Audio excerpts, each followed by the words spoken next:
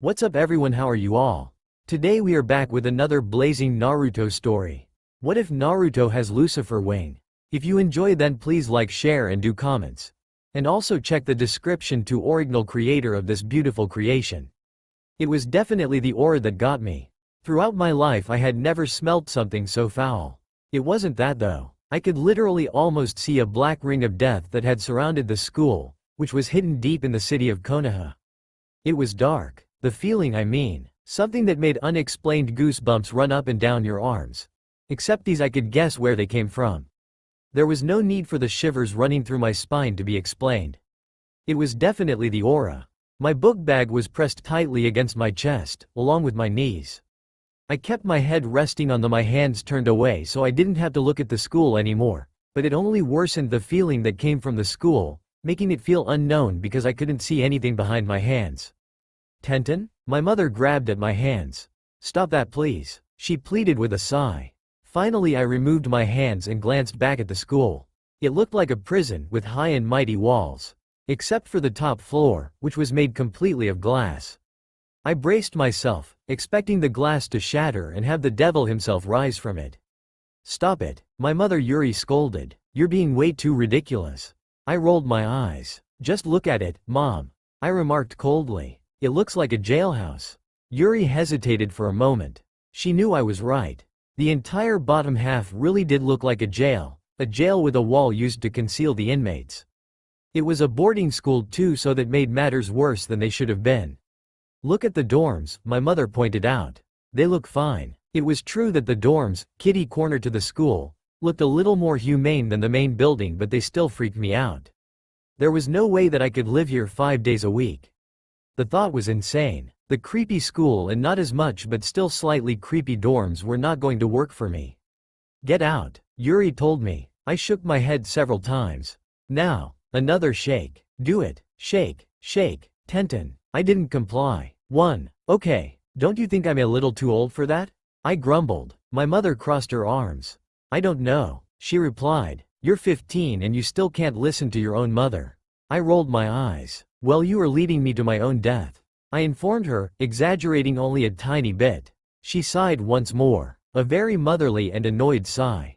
Please Tenten, Yuri repeated. Get out and go to school. I crinkled my nose before slipping my shoulder strap on and grabbing the handle of the suitcase. My suitcase was striped black and white. It reminded me of a zebra I had gotten from one of my old friends a few years back.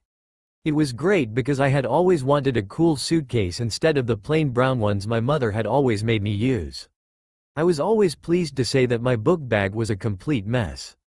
It was lime green and pink but had multiple anime pins and buttons attached to it. I had drawn on it with permanent hot pink and yellow marker. I had sewn on threaded badges that spelled out my favorite K-pop and J-pop bands. Really, it was a bag of Asian pop culture and I loved it to death.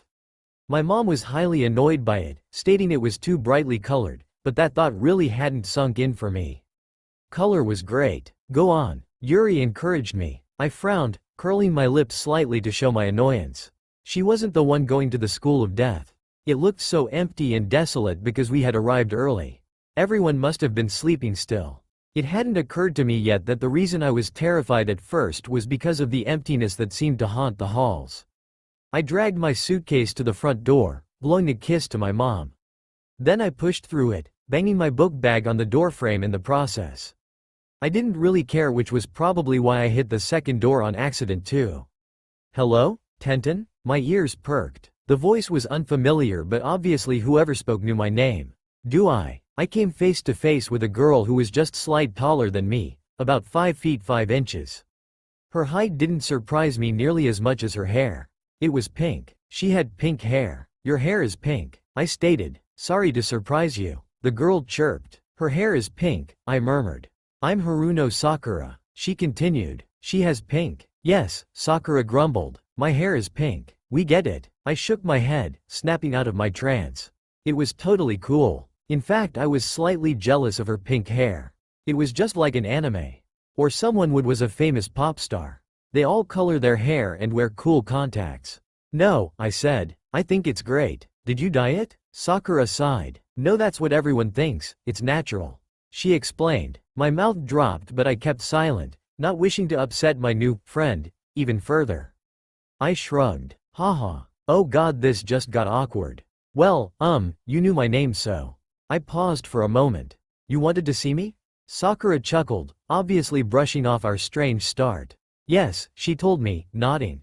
I'm gonna show you to the office so you can properly adjust your schedule. Her gaze shifted towards me and I felt her intense green eyes. You have it right? She questioned. I raised an eyebrow, making a couple of faces. Did I have it? I remember packing it, but God only knows what happened to it now.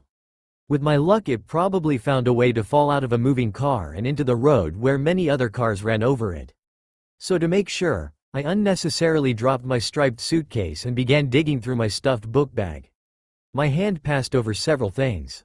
My iPod, a few manga books, a granola bar, some chocolate, lip gloss, cell phone, mechanical pencils, a few Sharpies, my glasses that I was supposed to be wearing, and some other business. Finally my hand grasped a piece of paper. That really wasn't what I was looking for, but the second sheet I pulled out was my schedule. Sakura smirked at me. That's good. I followed her in silence, staring in wonder all around me. The inside of the school was super nice. The lockers were clean. The floors were shiny. It even smelled nice. Still, the aura was sending awkward chills down my spine, sending my brain weird signals. Dragging my suitcase along, I passed some students. They were of the most peculiar type. The first three were boys. One had blonde hair. He was leaning against a locker in a loosely fit uniform. Dress pants, a white shirt that wasn't tucked in, and an loose blue plaid tie. The student next to him wore the same uniform except his was more cleaned up. His hair was a dark black with shades of an intense blue. I barely got a glimpse of his eyes. Unlike the blonde's bright blue eyes, this other guy had black eyes. Baraku, I said in broken English. Kuro. His eyes seemed to flash towards mine, so I immediately turned my gaze to the third boy. His scratchy hair was drawn up high into a ponytail that stuck up straight. I cocked my head to the side but received a look from Sakura, who realized my slowness. Don't you dare talk to them, she told me with a stern look. Okay. I didn't really question it. She obviously knew this school better than I did. It wouldn't be good if I chose to not listen. Then we passed some more lovely people. It was a timid girl with dark hair that seemed to be a black tinted with blue also. It was shoulder length. She wore a short plaid purple skirt, a white dress shirt, black knee-high socks and a purple plaid tie. She carried her books and portrayed the look of an anime schoolgirl. Her big eyes looked fearful though. Next to her there was a boy with his arms crossed, leaning against a locker. His clothes were worn very similar to the boy who had blonde hair. Loose and sloppy, along with his hair. I didn't blame him though. My hair was pulled up into a sloppy bun that was leaning towards the right side of my head. Sometimes I had it in two buns. Sometimes it was in a ponytail. Maybe braids, pigtails, clips. It was never down though. My messy bangs hung over my eyebrows and were fringe. The edges almost went over my eyes. And beside that boy was a beautiful blonde girl wearing the same uniform as the first girl. Her golden hair was pulled back into one long ponytail while a long strand of hair framed a side of her face. Then there were her eyes. A cyan blue that was electrifying. They were now transfixed on a locker she was struggling to open. Damn it, she muttered. Need help with that? The messy-haired boy next to her offered. We're not allowed to use force, baka. The blonde teen mumbled. He shrugged. Just askin'. Sakura grabbed my wrist, seeing how I was secretly observing them. Don't talk to them either, she told me. I glanced back a few times. Well, not many people are here this early, I said, trying to switch the conversation. Sakura coughed. No, only the people who need to be here. And that was the end of our talk for the next minute. Because we now arrived at the office. Sakura motioned for me to go in without her. I sighed and smiled. Thanks, I told her. She nodded. Yeah, no problem. Haha. Sakura added. I was sent to get you, but yeah. I bit my lip, doing a nod and turned, opening the glass door to the office. There was a metallic desk in the large room with a young woman who had short cropped black hair. Oh hello, she smiled warmly. You must be Tenten. I'm Shizune. I grinned sheepishly, adjusting my bags. Principal Tsunade is in that room over there. Shizune pointed. Now come over here so I can go over your schedule. I took a seat in the comfortable chair in front of her desk, setting aside my suitcase and placing my book bag on my knees. Shizune reached out and I handed her my crinkled schedule. She smoothed it out against her desk and observed it. Algebra 2, Honors Japanese, AP Geography, Chinese 2, Violin, Biology. Tough schedule for a ninth grader. Shizune murmured, but there are no conflicts. She searched through her drawer and finally got a pen. With it she wrote down numerous numbers next to each of my classes. Those are the room numbers, she explained. Since it's early, I recommend you find your classes so you're not late for any of them. I nodded and gathered my things once more, not really knowing where I was going. Of course I got lost before I remembered to ask Shizune-san about the dorms. So I lugged around my suitcase along with my book bag while I searched the school looking for my classes. After a while I got pretty bored. So typically, I resorted to my iPod. I shoved the earphones in and just put my K-pop playlist on shuffle. SNSD Hoot began to blast in my ears. The song was in Korean but I knew the translated lyrics well.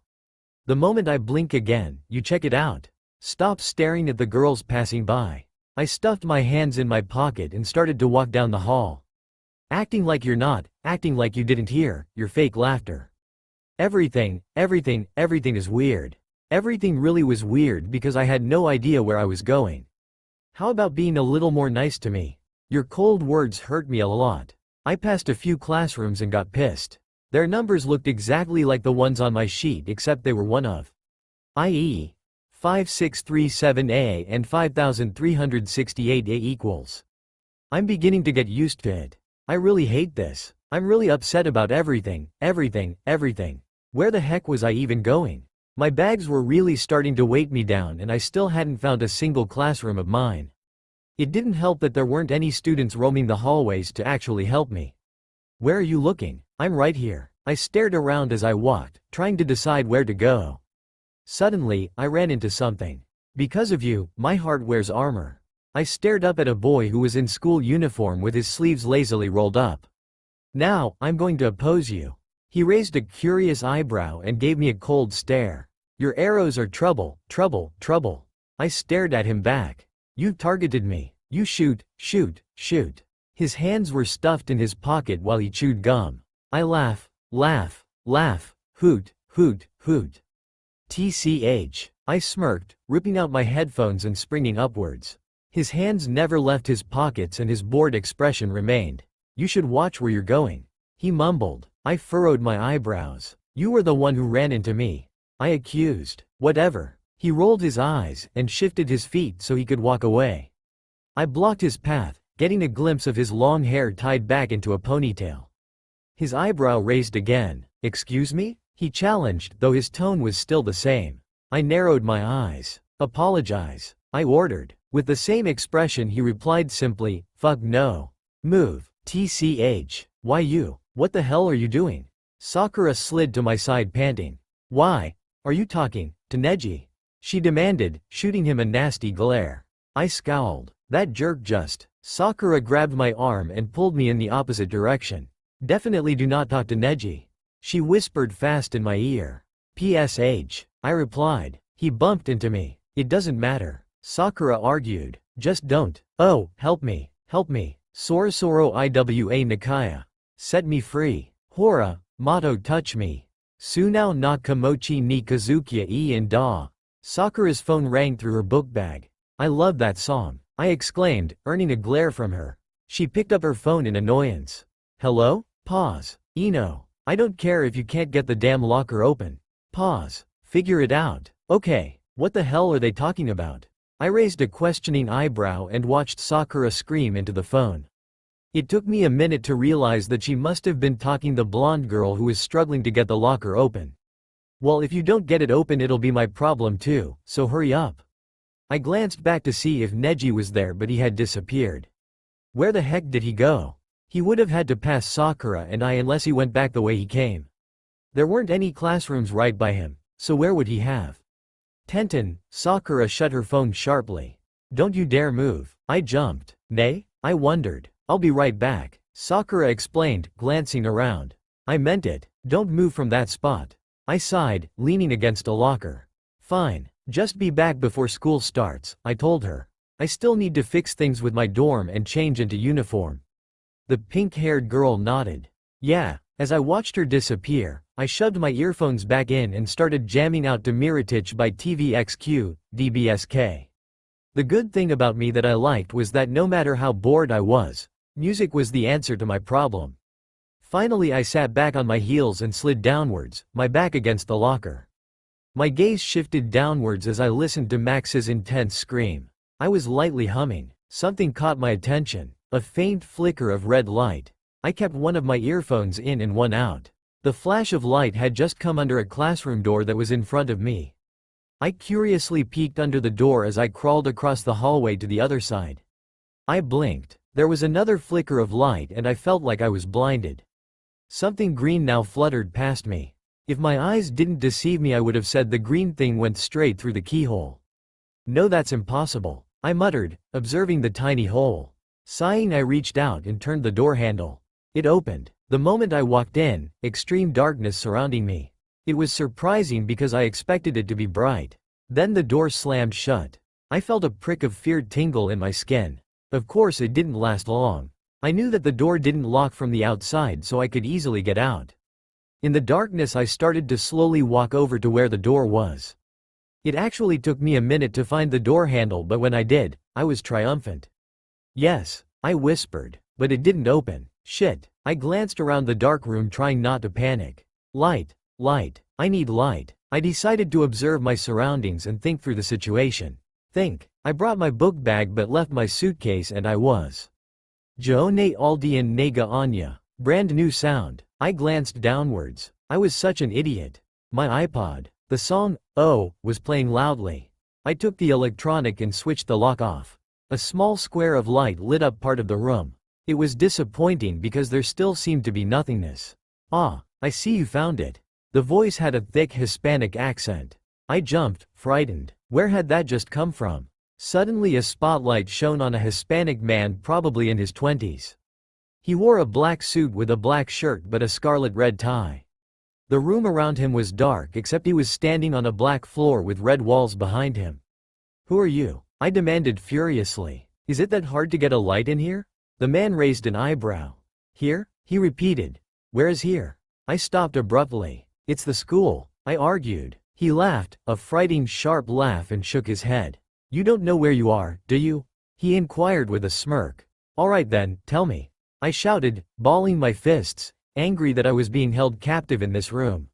He sighed. Well, first there's one thing you should know.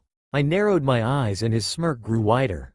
I am the devil. I shouldn't have been so afraid. I should not have believed him. Only an insane person would claim to be the devil, but it seemed every part of my soul believed it.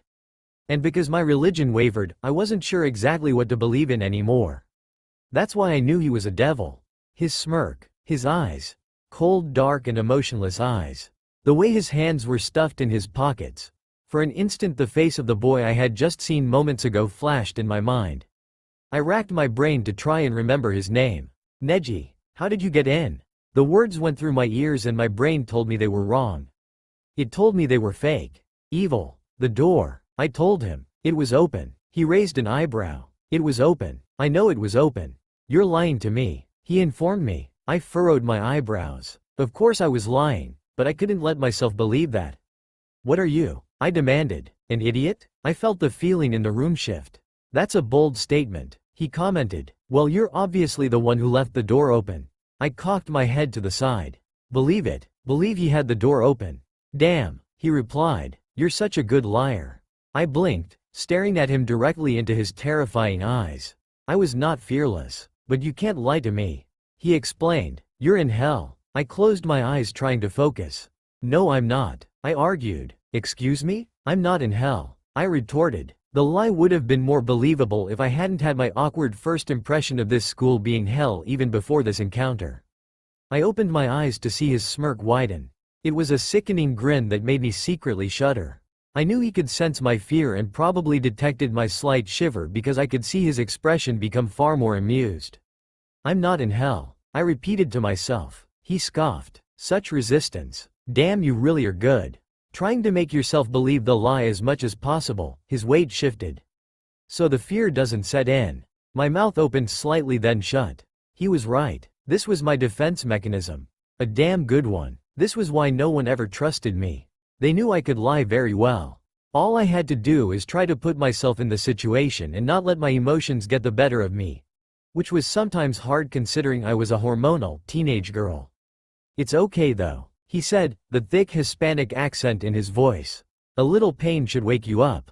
A Tommy. Quote. Before I could comprehend his insane words, an excruciating pain exploded in my head. It felt like my ears would go deaf. My brain, my mind, infected by a screeching noise that was so sharp it spoke insanity. No, it wasn't insanity. It was evil. I remember screaming. I was huddled up on the ground, shrieking my lungs out. Someone had to hear me, right?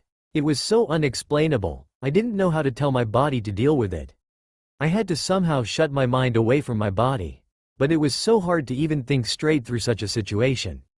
I couldn't even scream the word, stop. My body was shaking so violently that I felt like a vibrating cell phone against a table, the sound so resonant.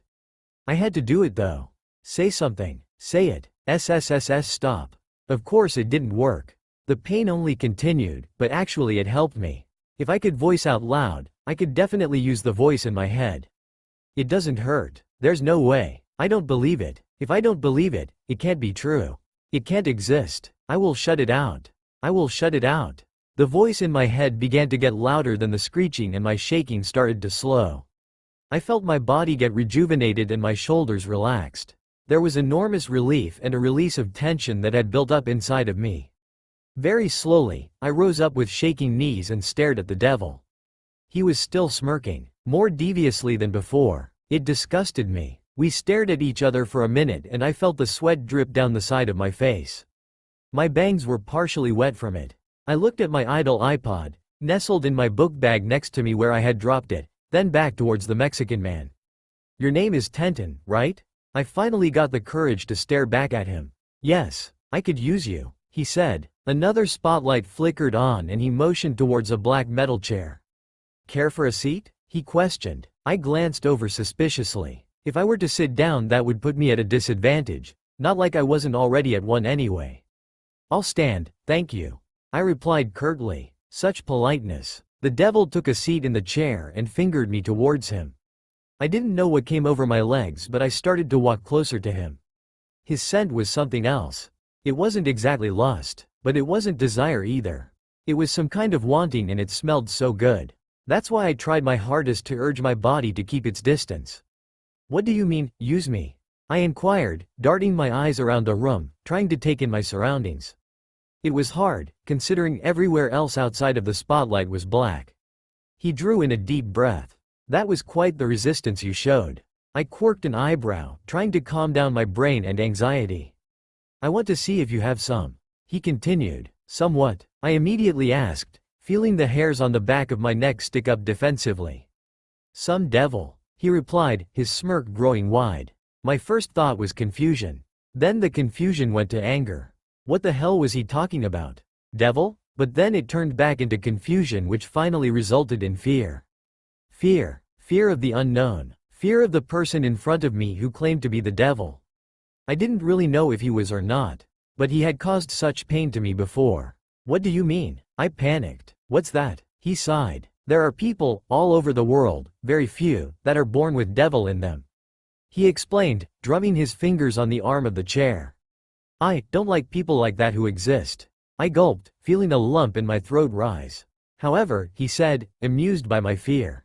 If people like you help me kill the others, I'll keep you alive. Pardon? I asked, feeling lightheaded.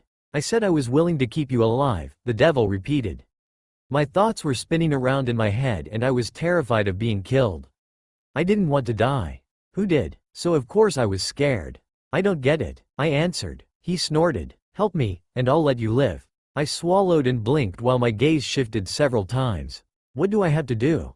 Kill the people that I ask you to kill. Devil replied. It's simple. No, I can't kill someone. I argued, covering my mouth quickly after I said that. Why? Your life is on the line. He trailed off. But I can't kill someone all by myself. I informed him. I can't. He rolled his eyes. Chica, listen. You'll be with a partner, nay? I shifted uncomfortably. If I don't do this, will you kill me? He smiled menacingly. Of course I will. I swallowed. If it is to keep me alive, I'll do it. I don't know what went through my mind when I said that. It was insane. Every aspect of it. Only a dark fate comes to those who made deals with the devil. I knew that. So why did I agree to something so stupid? Wouldn't it be more honorable to die fighting and not giving in? You'll be with Neji, he told me. Who? I questioned, suddenly feeling stupid because I knew who Neji was. Then it hit me. He was the cold, unreasonable person that I had bumped into in the hallway. The one without any manners. I believe you ran into him earlier, literally. The devil said, eyebrow raised. Okay, how did he know that? I narrowed my suspicious eyes. Why do I have to work with him? I demanded. Simply, because he's the best. There, you better get going. He cut me off. You still need to change. I crinkled my nose and tightened my grip on my bag. How the hell was I supposed to get to the door in the dark room? He read my mind. A creaking noise made me sharply turn and I saw a faint light behind me. At first I walked towards, then it turned into a run and I found myself sprinting. I leapt through, gasping for air as the brightness engulfed me, causing my eyes to ache. Tenten. I blinked rapidly and felt my shoulders get shaken repeatedly. My eyes finally adjusted and I looked at Sakura with annoyance. What? I asked. Oh my god, she murmured when I lifted up my head. She observed my eyes. You've seen him, haven't you? Pardon? Shit, you have. Shit. Sakura paced, letting me go. I stared at her questioningly. The pink-haired girl whipped out her cell phone and dialed numbers extremely fast. Ino, we've got another.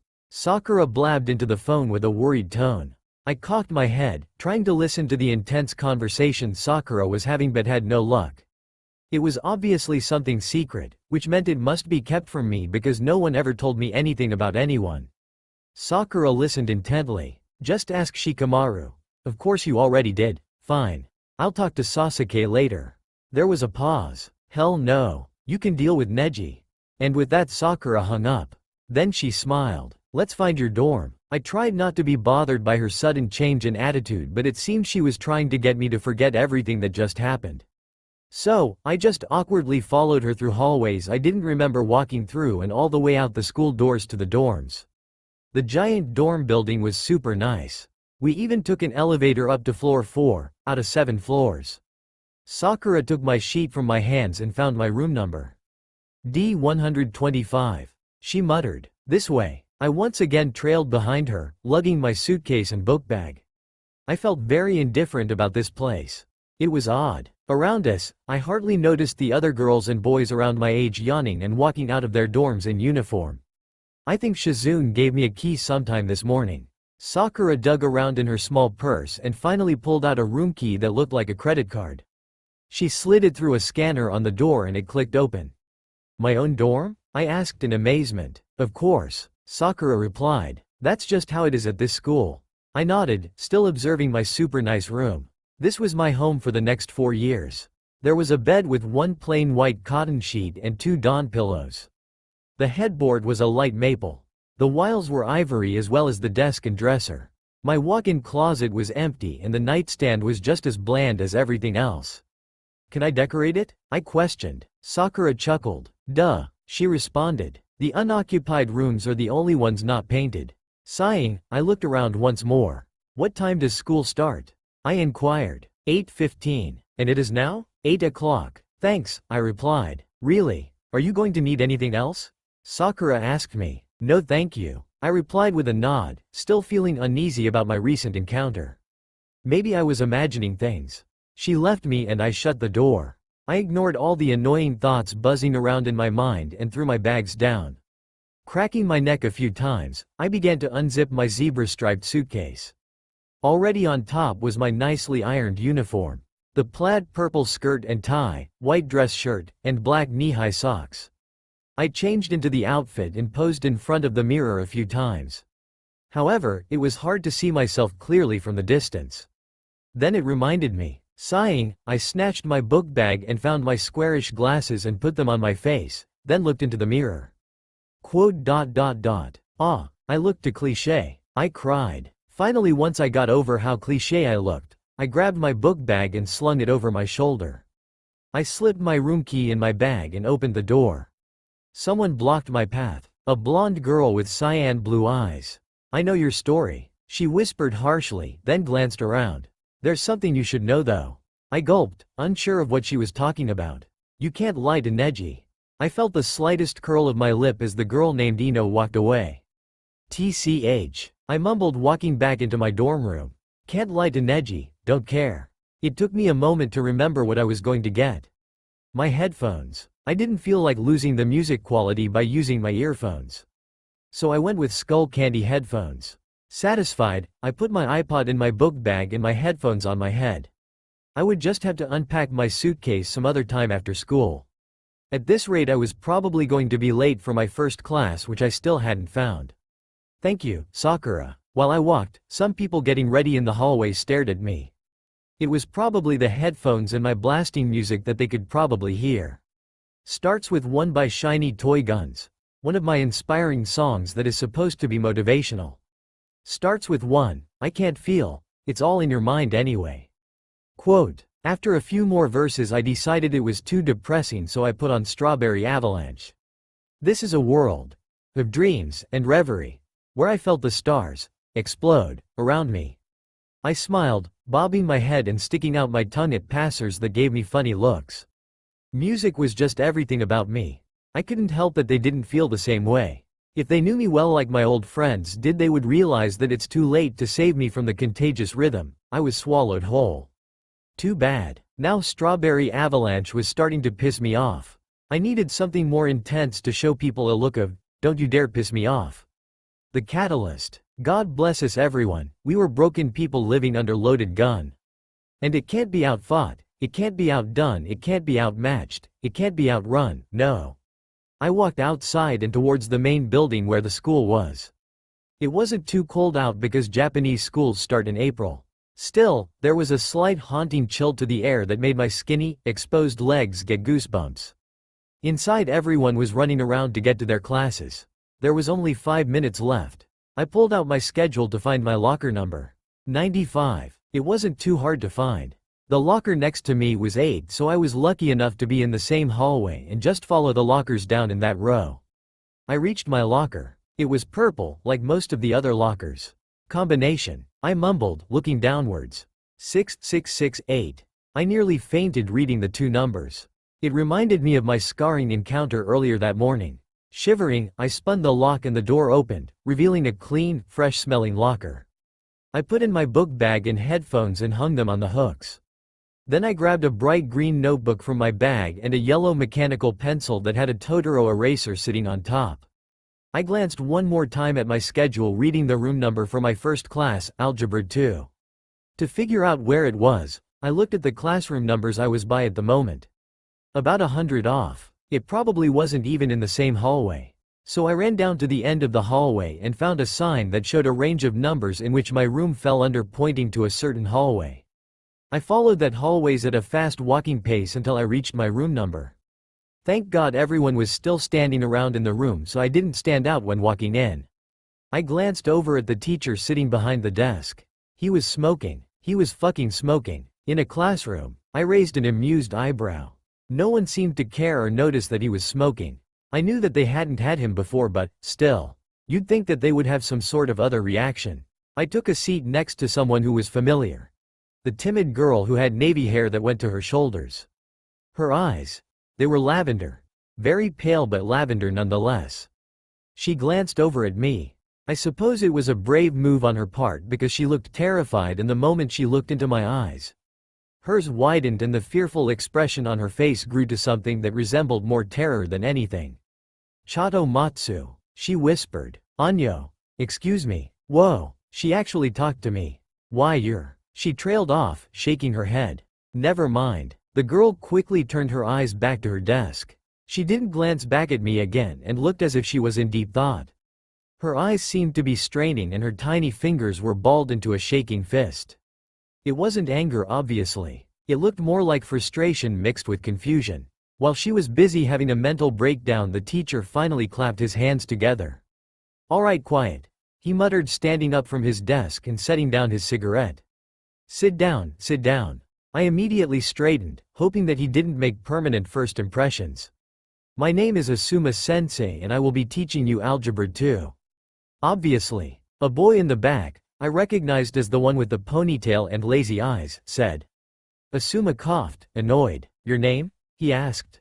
Nara Shikamaru. The kid replied. I looked back behind me and he was leaning forward in his desk with his head resting in his hands. His face held such a bored expression it was almost funny. Well, Shikamaru, you seem like the genius. Asuma was interrupted by someone I didn't recognize. You're kidding, right? He said. Shikamaru is the smartest here. He's got an IQ of over 200. Asuma raised an eyebrow with slight respect. I hope your motivation matches your intelligence, he said, reading Shikamaru's character easily. It'll be enjoyable to see how you do in my class. After that there was quite an awkward silence. Ahem. Asuma continued. You're in this class because you can think critically and you've outwitted the other students in the mathematics area. He explained. You're about 2 years ahead of the standard, so I give you some credit. However, you haven't seen anything yet. Oh God. This was just what I needed. A hard class with hard homework. Math wasn't even my specialty, I just happened to be good at it, didn't mean that I enjoyed it. No, I moaned, dragging my notebook and pencil with me as I left the classroom. A class so troublesome shouldn't be allowed. My head already hurt. I thought that the first days of school were supposed to be nice and easy. I was obviously proven wrong. Next I had to go to honors Japanese literature. I groaned while I looked at my schedule. 5 minutes of passing time. It didn't take me too long because thankfully this class was in the same hallway. Even if it was on the complete other end. The teacher was writing somethings on the board. She had silky black hair with random curls. It was really pretty. I quickly took my seat, also hoping to give a good first impression for her too.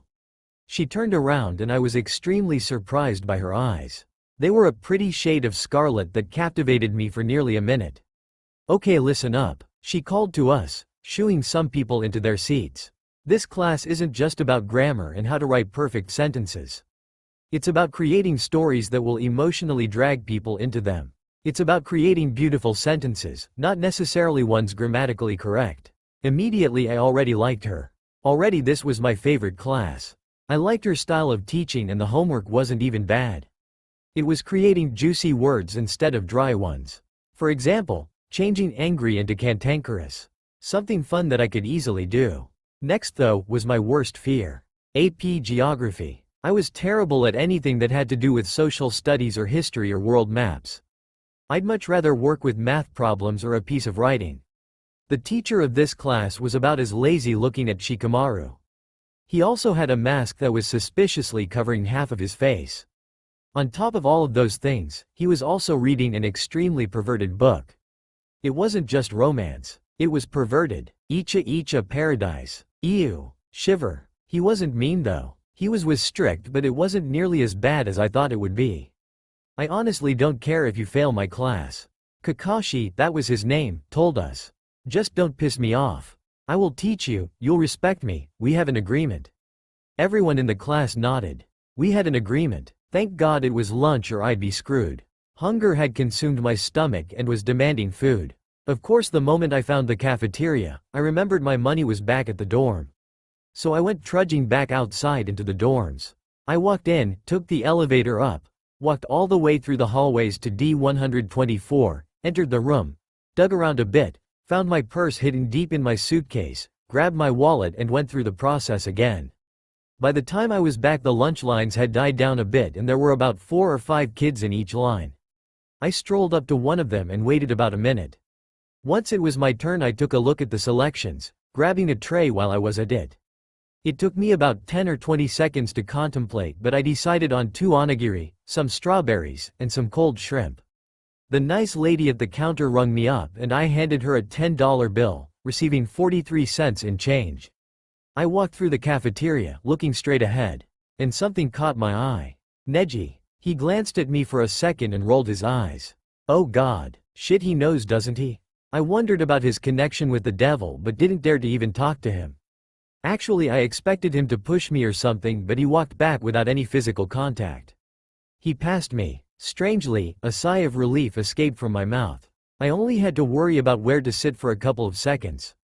Tenten. A familiar wave of pink hair flashed before my eyes and Sakura was yanking at my elbow. You're sitting with us? Us? I repeated, following her gingerly. Sakura led me to a table that felt secluded from the others. If this were an anime, I swear to God I would have an exaggerated sweat drip from my face. I thought you told me not to talk to them. I told Sakura, gesturing towards the people at the table, who were the ones that I had stared at earlier this morning. Sakura sighed. Yeah, well, that was before a certain incident took place. She explained. I crinkled my nose. What incident? I think you know. Sakura remarked, grabbing my shoulders. Just sit down. She pushed me into a seat right next to the timid girl from my algebra class. Tenten, Sakura sat next to me. Just tell me how it happened. Pardon? I asked, though I was pretty sure that I knew exactly what she meant. Sakura definitely wasn't an idiot. She could read my emotions and she knew what happened. Something about my eyes. The devil. How did you meet him? She questioned. I sighed. A door. There was a door. Hinata glanced at me and so did the blonde boy. A door? Sakura asked. Was there a key in it? No, I responded, picking up my chopsticks and feeding myself a strawberry. There was no key at all. Sakura furrowed her eyebrows, not even glancing at her food. How was there no key? She wondered to herself. The blonde kid sitting across from me shrugged. Dunno. He put in. Seems really weird. You'd think the old geezer would make you figure out how to open the door, not just keep it open. Naruto. Sakura snapped. Do not call him old geezer. That's your life on the line, you know. She finally picked up her chopsticks and filled her entire mouth full of rice, trying to keep her mind off of the topic. I just kept eating, feeling a little awkward to be sitting at the table with them. So who is she? Naruto asked Sakura. Sakura reached over the table and bonked him on the head. Don't be rude, Naruto. She scolded. When you want to know something about someone and they're right there in front of you, you ask them. I rubbed my head nervously, feeling embarrassed.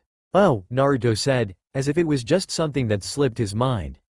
Who are you? My name is Tenten, I told him. Naruto eyed me suspiciously before breaking out into a grin. Okay, he said. You're pretty cute, I guess. Another bonk on the head from Sakura. Not appropriate, she mumbled. I also noticed Hinata fidgeted once Naruto called me cute, but it didn't really register at the time for me. Oh, who is that? The wild-looking boy next to Naruto piped up. Sakura sighed. Introductions. She mumbled, annoyed. The pinkette stood up and grabbed my elbow. Everyone, this is Tenten. She's the new addition. Everyone blinked and all the way from the end of the table, Neji eyed me, annoyed. Sakura started off at the end of the table and went down and around. Lee, Naruto, Kiba, Choji, Sasuke, Shikamaru, Neji, Ino, Hinata, Ayu and then me. I nodded awkwardly then sat back down, noticing that Neji was rolling his eyes once more as he returned to his food. Sakura? I asked. How do you all know each other already?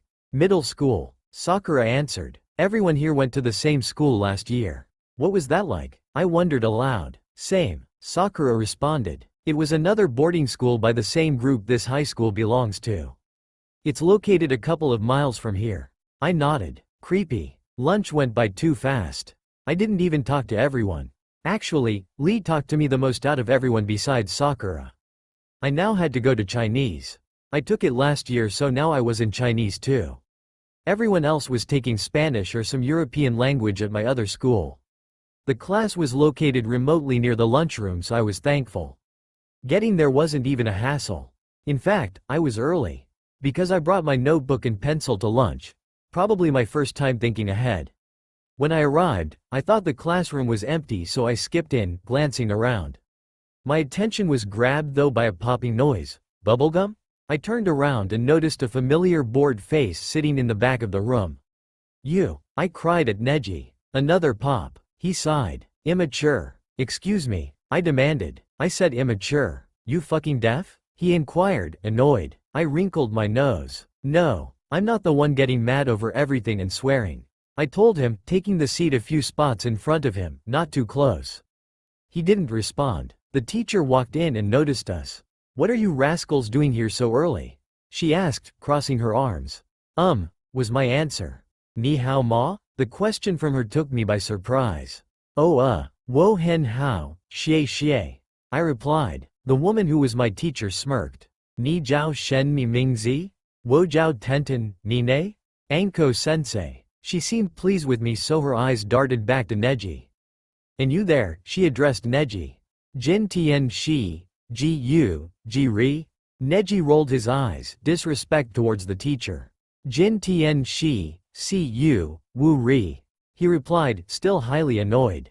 A.N. Translations will be in the author's note for those who don't speak Chinese. XD I do. Anko sensei nodded approvingly, eyeing both of us. Ling yi yi nian. She concluded. By now more students were filing in the classroom and the distance between Neji and me was beginning to feel closer than I'd liked. Okay, I sighed. That was definitely my favorite class now. Kurenai's was in second. Next was something that I was rather eager for. Violin. This was my 8th year of violin and I loved to play it. That wasn't the only reason I was excited though. My new expensive violin was waiting for me in the music room. My mom had been kind enough to buy me a new one. The music room was beautiful. I adored it actually. It was a big open space with maple wood floors and mostly windows for walls. The second floor. It was what I was marveling at earlier this morning. The decor of the room was absolutely beautiful. The way the light came in. By now during the day, I had almost completely forgotten about my encounter with the devil. It was probably because the incident was so nightmarish that I had considered it a dream by now. Iruka. That was his name. My violin teacher, Iruka, was nice and strict. It was really hard to read his personality at times. Where are the others? I asked him. You're far above them, Iruka explained. Besides, we take private lessons here. This isn't orchestra. I nodded, looking around the room. Did my new violin arrive? I asked him. Iruka nodded. Yeah, 1 minute. He fumbled around in a delivery closet and pulled out a sleek black case. Iruka set down the instrument and allowed me to open the case. Inside was a very beautiful violin that made my eyes sparkle. Even the bow was beautiful, with fresh horsehair. I took out the brand new rosin and rubbed it over the bow hair, which I had just tightened. Iruka nodded. Care to play a piece? He asked. So I played Canon in D. I memorized it a couple of years ago and it was still my favorite piece. My old violin teacher kept telling me it was too easy, so she forced me to play the entire thing in 3rd position and 2nd position to make it harder. When I finished, Iruka nodded once more. Here, now why don't you try playing this? Violin was another favorite of mine now. Simply because I loved playing my instrument. Iruka had given me a difficult piece to play and I would have to work on it sometime tonight before my next class. My last class was biology, with the perverted teacher, Jiraiya. He was definitely smart, but he needed to keep his eyes above the desks and not under them, if you know what I mean. The thing I liked about his class though was that I got to sit next to Sakura. It's not that I liked her a lot, but it was good to see a familiar face because Neji was also in this class and I wasn't happy about him being the only other person in the room that I knew. Still, I couldn't help but be relieved when the class was over. I now got to go back to my dorm and relax, probably play my violin. It was a relief that the day was over and I survived. I stopped by the lunchroom to buy whatever I was going to eat for dinner. I decided on some gyoza, a seaweed salad, and some mushrooms. Before I left I stopped by the music room and grabbed my violin, then I headed back, stopping at my locker along the way. I was happy to not run into anyone while wandering around because I was eager to get back to my dorm and settle in. It took about an hour to get everything unpacked and situated. I placed my dinner in the mini fridge, put my toiletries in the bathroom, making sure that they were divided evenly between drawers, and then dispersed my clothes, sorting them out to decide which ones go in the closet and which ones in the dresser. Once it was all finished, I pulled out my violin, set it up and took out my new sheet of music. It was called Sakura, Sakura. The rhythm wasn't hard at all. It was the key and how I had to play it. It was all in 3rd and 2nd position switching often. Iruka had explained to me that in order to get the mute, sad feeling I had to switch into the different positions. After playing for a half hour, hard work that made me sweat, I put my violin away. Next, I grabbed my dinner from the refrigerator and ate in bed, making sure not to spill anything. I savored the food and was sad when it was all gone. From my drawer, I pulled out baggy sweats and a lime green t-shirt that had a large logo saying, "Hey, say, jump." Also I grabbed new underwear and my most comfortable polka dot bra. I dragged these into the bathroom, where I took the longest, most soothing shower ever. When I was dried and comfortable in my baggy clothes, I brushed my hair, my teeth, and removed all traces of makeup from my face. Then I made ridiculous faces in the mirror before leaving the bathroom. The devil was far away from my mind. I took my iPod from my bag and laid in bed on top of the dawn comforter with the lights off. Light music blasted in the background. A song from the OST of the Korean drama, You're Beautiful. It was nice and relaxing as I started to fall asleep. I would do my homework the next morning. I knew it wouldn't take long. It was only 8:30. I had a long day though. The song started to blur, which told me that it was time to fall asleep. So I set my iPod on my nightstand and began to fall asleep. However, it didn't last long. 20 minutes later, about 9:30, something made me wake up. I felt my shirt get yanked up. Tenton, get up. Whoever it was, they were pissing me off. Let go. I mumbled, annoyed. No, you're coming with me to complete a task. I rubbed my eyes and through the faint light I made out lavender eyes. Definitely not Hinata though. Shit, it was Neji. Wait, what the fuck was he doing in my room? What? I asked, scrambling up. Neji let go of my shirt collar. Don't forget about the devil. He said, you are assigned to be my partner and we have a task to complete. I bit my lip. I don't want to kill anyone. I told him. Neji grabbed my arm and yanked me off my bed. Get dressed, we're leaving. He ordered. I blinked. But I won't kill anyone. I told him firmly. Neji whipped around to look at me. You don't have the right to talk about killing when you're lucky to even be alive. Now hurry up. I wasn't exactly sure what you were supposed to change into when you get kidnapped by an emotionless 15-year-old boy. The only thing I could really think of was my uniform, so I grabbed it and walked into the bathroom, slamming the door shut, not caring what Neji thought. It was highly annoying that I had to get up from my comfortable bed in the middle of the night. I was really tired and my body ached. Also, I had homework to do early in the morning the next day, so you can imagine how great my mood was. There was also fear too. I was scared that Neji would make me stab someone. I couldn't deal with death. I didn't like it and I didn't want anything to do with it. But that main reason I was scared was because this reminded me of the devil once more. He was real and my encounter with him wasn't a dream, no nightmare. It was a living nightmare. Hurry the hell up, Neji mumbled from outside the door. How long does it take to change your damn clothes? He demanded. I sniffled. My uniform was still in my shaking hands. I hadn't even started to change yet. You're the one who's forcing me to get up and change. I told him, pissed. So I can take however long I want. I heard Neji scoff from the other side of the door. I snorted back and finally changed out of my comfortable pajamas. Next, I divided my hair into two parts. I put up two buns, one on the left side of my head and one on the right. I was too lazy to pin my bangs back, so I just let them hang just above my eyes. I looked at myself in the mirror and quickly washed my face a few times to wake myself up. Then I put on some makeup, not to impress anyone or look good. I did it to remind myself that I wasn't going to be going to bed anytime soon. In fact, I had a strange premonition that sleep wasn't going to be in my schedule tonight. Are you done? Neji demanded from the other side. Yeah, I grumbled, setting my toothbrush down, disappointed that I didn't get to clean my teeth. I exited the bathroom and earned a funny look from Neji. What? I asked, trying not to sound embarrassed. What the hell are you? Neji questioned. A panda? I twitched. A panda? No one had ever called me that before. What the heck did he mean by panda? I began touching my face and hair, then realized it. My hair was in two buns, representing panda ears. It was such a rough image though. Excuse me, I mumbled, pushing past him. I walked over to my closet and found my school shoes, black dress shoes. They matched the uniform. They were also the closest one to me. My tennis shoes were way in the back and my closet was dark. There was a light, but it was too dark in my room to find the light switch. You can run in those? Neji asked me. I stuffed my feet inside of them. I'll manage, I remarked. Like you'd care. He didn't answer. Just started to blow bubbles with his gum. Are you ready, panda? He finally said. I sighed. Yeah, I ready. From one of the chairs I grabbed a sweater. Let's go then. Neji rolled his eyes at me once more and grabbed my elbow, signaling me to faster than my nice walking pace that I was perfectly fine with. We got out the building fast and we were already walking down the road that led away from the school.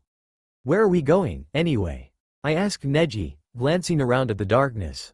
It would have been nicer if I'd remembered my glasses. A city just outside of Konoha. Neji replied, not glancing once at me. Why? I inquired, not caring if he wasn't in the mood to answer questions. I wanted to know what the hell I was about to do. Because there is a piece of devil there. Neji answered. It was coming back to me now. That morning the devil told me that people like Neji and I existed outside of the world. They had devil in them and had to be exterminated. Why do we need to kill? I asked, curiously. We stopped at what appeared to be a bus stop. Because, Neji said, annoyed again. They'll start doing evil things. As the devil in them grows, they will soon become consumed and be a devil themselves, which the devil will not like. I paused. But is that our problem? Neji rolled his eyes again at me as if it was the most obvious answer. It will be our problem for 2 reasons. He explained. 1. The devil will kill us if we don't kill them, because we have devil in us. 2. If other people that aren't controlled have devil in them, the world will break out into chaos and everyone will die. The devil definitely doesn't want that. The bus came rolling around a corner in the distance. So, what does he want? I wondered, feeling a prick of fear. To torture and annoy humans with mind games. I didn't really understand what Neji meant by that, but the bus came, so I stopped talking about the devil. We climbed on and I reluctantly picked the seat next to Neji. I was planning to sit across from him, but someone already occupied that seat. Also, it would probably put me at a disadvantage if I secretly needed to talk to him about something. So Neji. What? He grumbled, rubbing his temples. Why are we taking a bus when we're going to assassinate someone? I whispered. Neji palmed his face numerous times. Just shut up, he informed me. Please. So I stopped talking. Still, I wondered why the hell we were taking a bus to our destination. Neji must have had a car, even if he was only 15. I highly doubted that, if he had killed many people before, driving without a license would be a problem. After 5 minutes we were at a stop and I piped up. How much longer? God. About 10 minutes. Will you chill? Neji turned his head from me and closed his eyes. Bipolar. I inaudibly muttered. Immature. Neji added. Okay. There was no way he could hear that. I was practically mouthing the words. I wished I had my iPod. Every time I ever rode in a car or was taking a ride somewhere I always listened to music. The deafening silence on the bus was killing me. It was like silent insanity. No one was talking. No one looked directly at one another. It was nearly 10 also, so it wasn't like it was that late, even if it was a Monday. It seemed as if everyone knew about the assassination. We're here, Neji announced as the bus screeched to a stop. He handed the driver about 1,000 yen and nodded for me to hurry and get off. This was the first time that I noticed Neji's attire. He was also wearing his school uniform. His blue tie was loosely worn.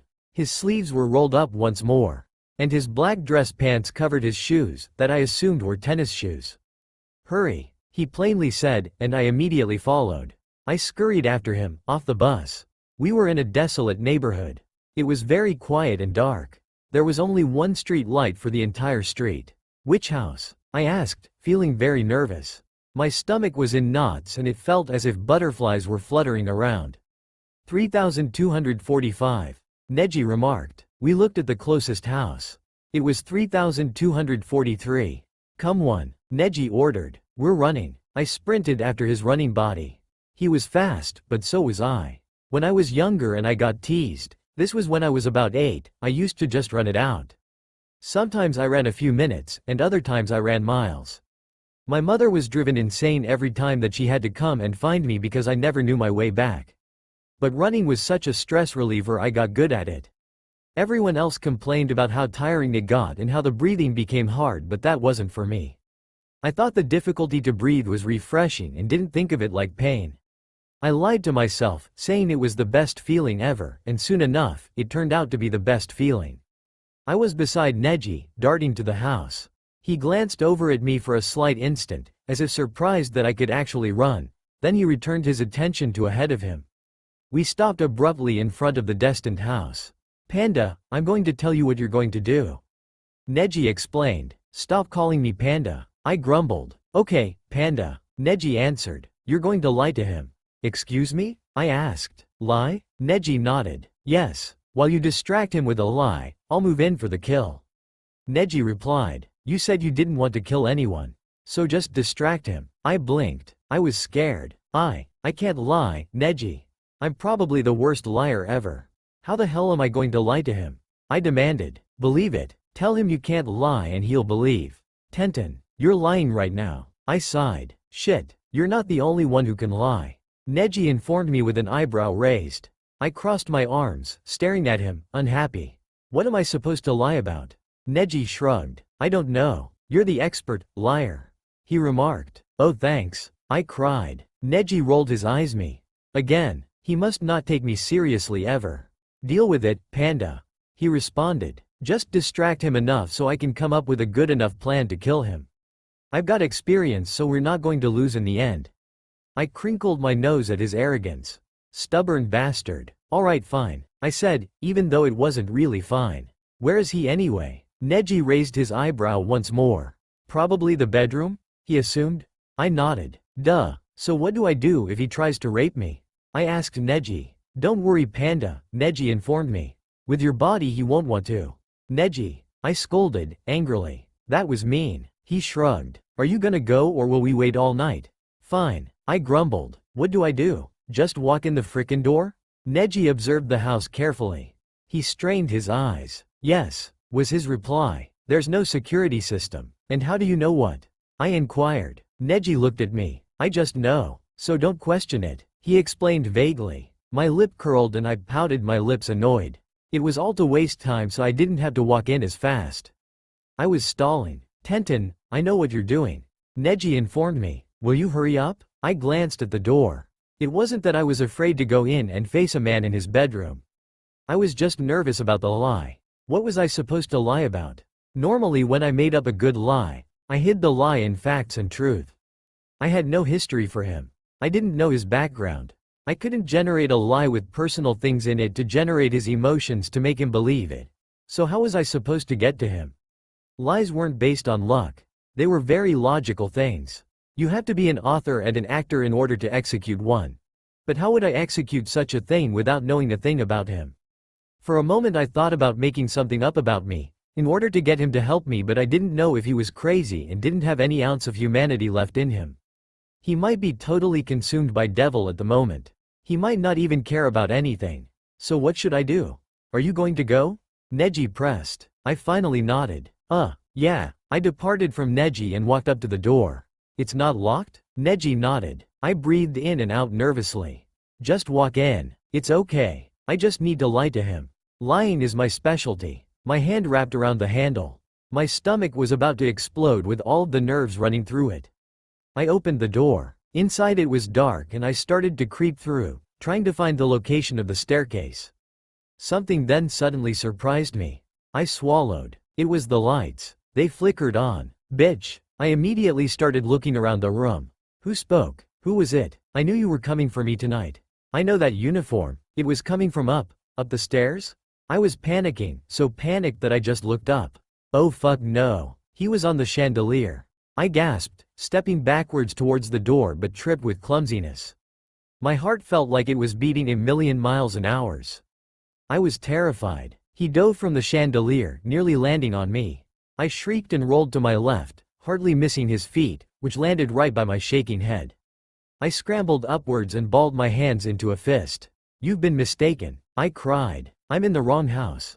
My voice sounded desperate, which was probably a good thing because most assassins don't shout out that they got the wrong house. Please, I'm not here to hurt you. Yeah bitch, nice try. He was very tall and skinny. His Japanese was broken, so he must have been from another country. I wasn't sure what one though.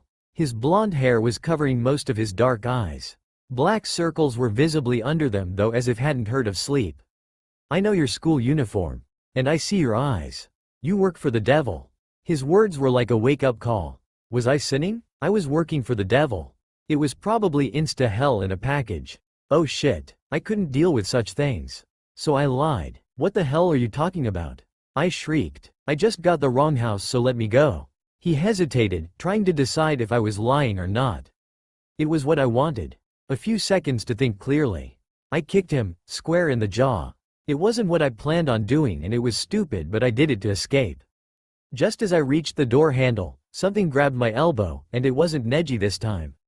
Blondie snatched me and threw me against the ground. It hurt a lot, and I knew that it was bound to be bruised there the next day. Next he punched me in the gut. At least it wasn't his foot, but it still was very painful. I had never experienced such pain, so it felt impossible. It doesn't hurt. Don't you dare think that it does. I lied to myself, and for some reason I couldn't convince myself that it didn't feel painful. His next hit was my face. It was actually a slap, hard on the cheek. He then grabbed me by my shirt collar and punched my face. My nose was hit so it bled, and so was part of my eye. I thought I was going to go blind, but even through the excruciating pain I could see, so that was a plus. I felt the blood from my face dribble down on my clothes, and my entire body shook uncontrollably. "You think you can kill me?" he asked. Devil was stupid for sending a little grr. Crunch. My fist was balled tightly, and I slammed it into the side of his face, staining my knuckles in red. He was about to jump on me when the door burst open.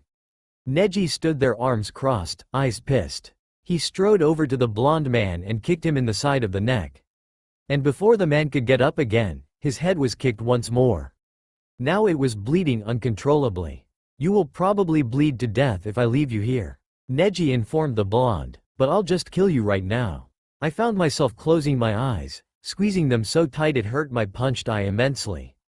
Sounds of choking filled the house, and I wished I could go deaf for the next few minutes. It was obvious Neji was closing off the man's windpipe. When the man stopped struggling and squirming, I opened my eyes and realized I was crying. I wiped them before Neji walked over, and I had to keep fighting the tears so I wouldn't cry again. It was hard though. The lump in my throat just kept growing. "Tenten." I looked up. "Hi. Let's go," Neji said. I couldn't get up. I just sat on my ankles, motionless. "If you want to sit and stare at his dead body, that's fine. But I'm leaving," Neji stated blandly, popping his gum. I nodded, grabbing the door handle for support while getting up. I gathered my strength and stood. It took me a moment to realize I was covered in blood. My hands, my face, my school uniform. "Come on, Panda," Neji said, annoyed. I shakily followed him out the door and away from the house. "We're just going to leave?" I asked him. "Yes." I listened to him, walking by his side. "We're going to run," Neji told me. "The bus is almost at the stop." I looked and saw he was right. The bus was coming down the street.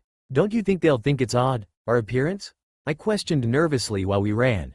Neji shook his head. "They never do." Sure enough, when we climbed onto the bus, no one looked at us strangely. It must have just been the late hour anyway. There were only ghettos on the bus. It was a quiet ride while I sat next to Neji. He was quiet, the others were. It felt so eerie. While we sat on the bus, I had to keep my head tilted back because of my bleeding nose. It was about 11 when we got back. Neji and I parted ways at the dorms. "Tenten," he called. "You weren't bad, but next time, make a more believable lie than that."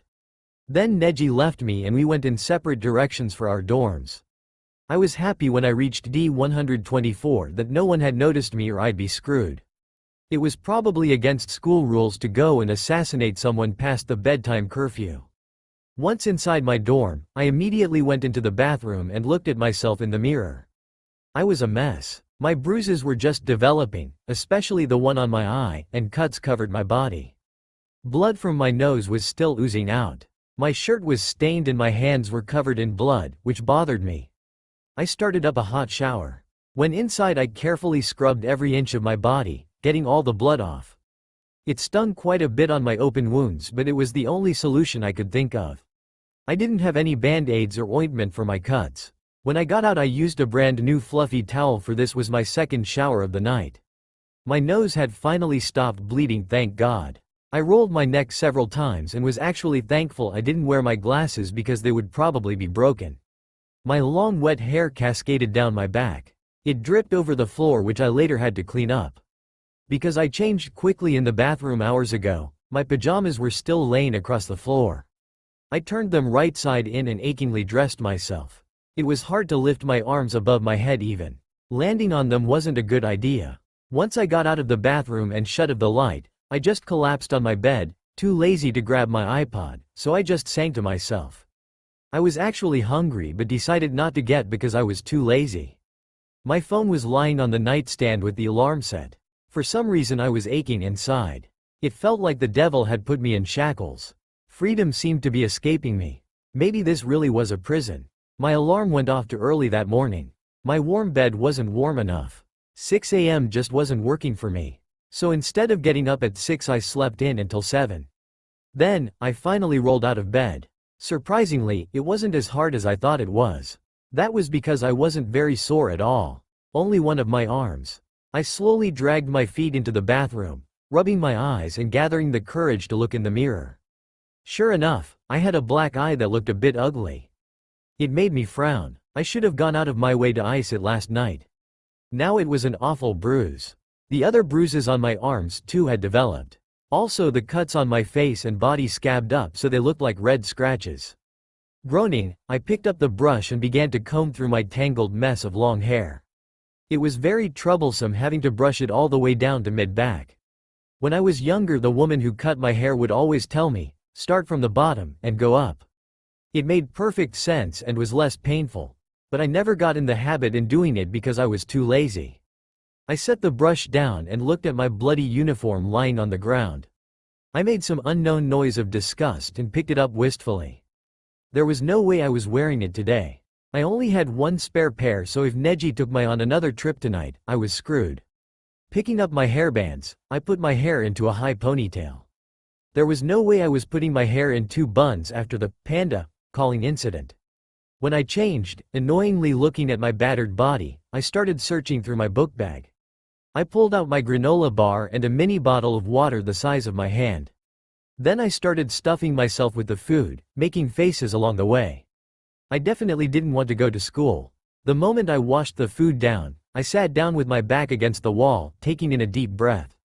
It was hard to believe what happened just yesterday, and it felt like I was having a hangover, trying to recall all of the scenery I had observed. It's not that it was so unlikely that I couldn't believe it was true. Because it was such a scarring thing and I hadn't been affected like I should have. That's why it was hard to believe. Right now, I figured I should be in a mental hospital. But instead of being scared and fearful or nervous, I was just pissed because I didn't get a good sleep and had a black eye. I didn't want to think about it. iPod. I groaned, rolling over on the ground and crawling dramatically to my nightstand. With my good arm and dragged my iPod onto the floor by the headphones. Music was the solution. I shuffled the song. You must listen while reading smiley face. www.youtube.com. Watch. V equals LDLLK CoFM 8. Sometimes, you walk alone. You stop for a moment and take a look around. Oh my god, I shrieked. It's Ayo. Ayo was my feel-good song. It always made me feel better. Of course it was in Korean, but I obviously knew what it meant. When you're tired of the feeling of being alone. Follow me then, follow me, A. It was Onu's part. His voice was so refreshing. You fall asleep alone again. You try hard to doze off. You close my worn-out eyes. It reminded me of last night, sleeping with all of the pain. When you still can't sleep. Because of the many, many thoughts. Follow me then, follow me, A. Also true. I was very full of thought. Ayo, when it's tough. Dong ta dok, lean on the rhythm, oh. With our song for you. Everyone ayo, everyone ayo. I was now singing in the Korean. This song made me feel so much better. Just the rhythm made me want to smile. Ayo, when you can't sleep. Tap, brush it off, leave it to the rhythm, oh. With the anticipation of the unfolding tomorrow. Everyone ayo, everyone ayo. So I was singing along and I got up. I danced around the room, despite the pain in my arm, and started doing random air kicks. Ayo, ayo. I sang loudly and out of tune, despite being a great singer. My throat was too sore to even try. It was much easier to wake up that morning because of Ayo. I picked up my room, ate another granola bar, and did some stretching to loosen up my aching arm. Then I bounced on my bed for probably 10 minutes, jamming out to Lady Gaga. I didn't understand much because it was all in English, but I could pick out a few sentences. Even though I spoke Japanese, I was learning to speak Korean, Chinese, and English at the same time. It was now 7:40-ish. So I finally sat on my bed and pulled out my bright green smartphone. I started to look up one of my favorite animes. Kodocha. It was my breakthrough point as a child. I was about 12 years old when I saw it. The main character was a girl named Sana. I'd seen her in music videos before and didn't think she'd appeal to me.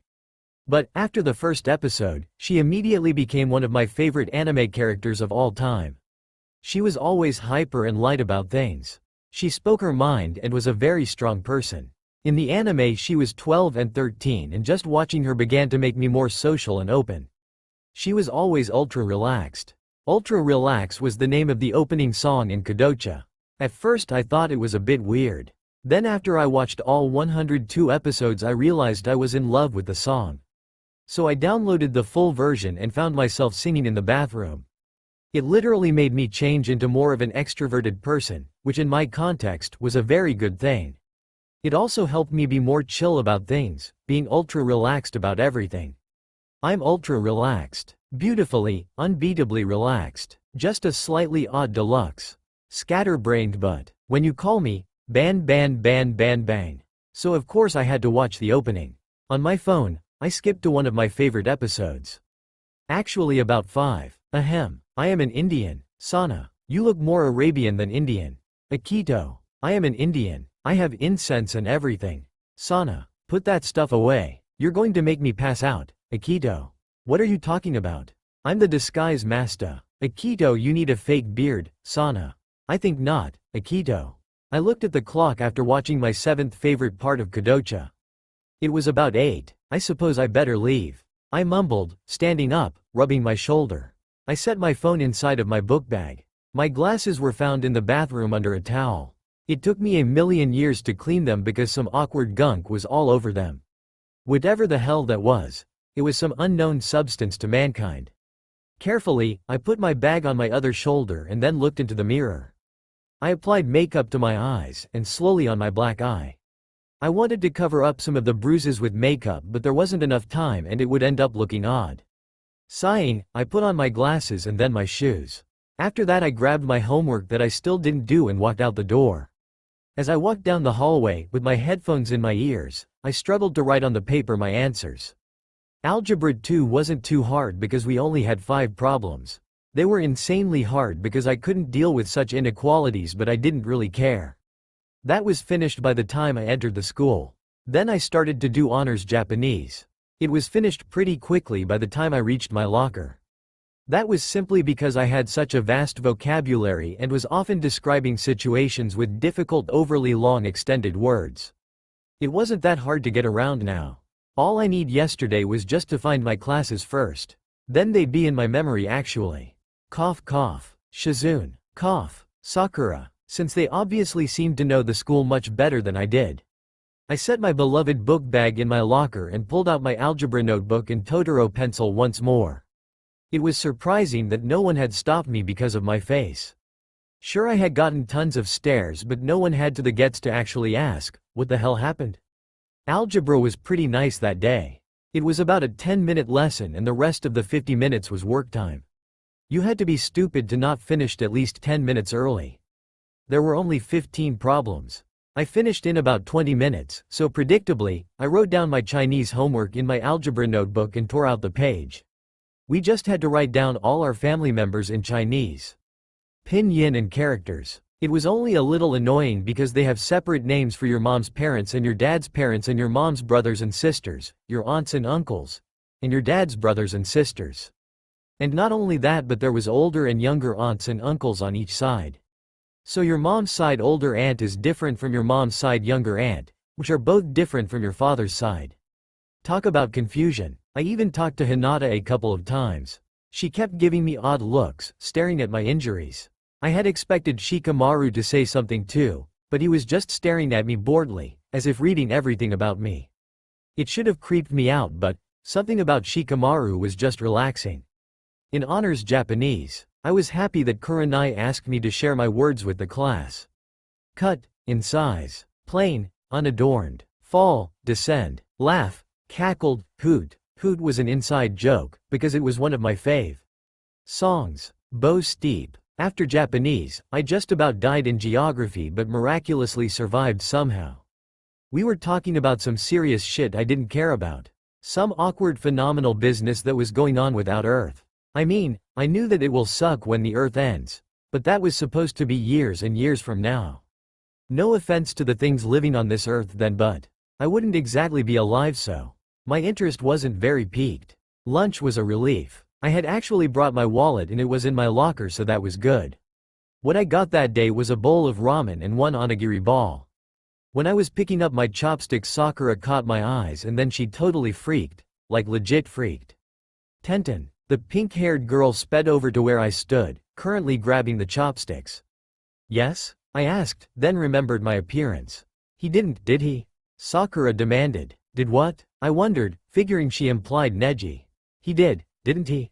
Sakura was tweaking out. I raised an eyebrow. You okay? Sakura bounced around like a maniac, barely avoiding her food that was flying everywhere.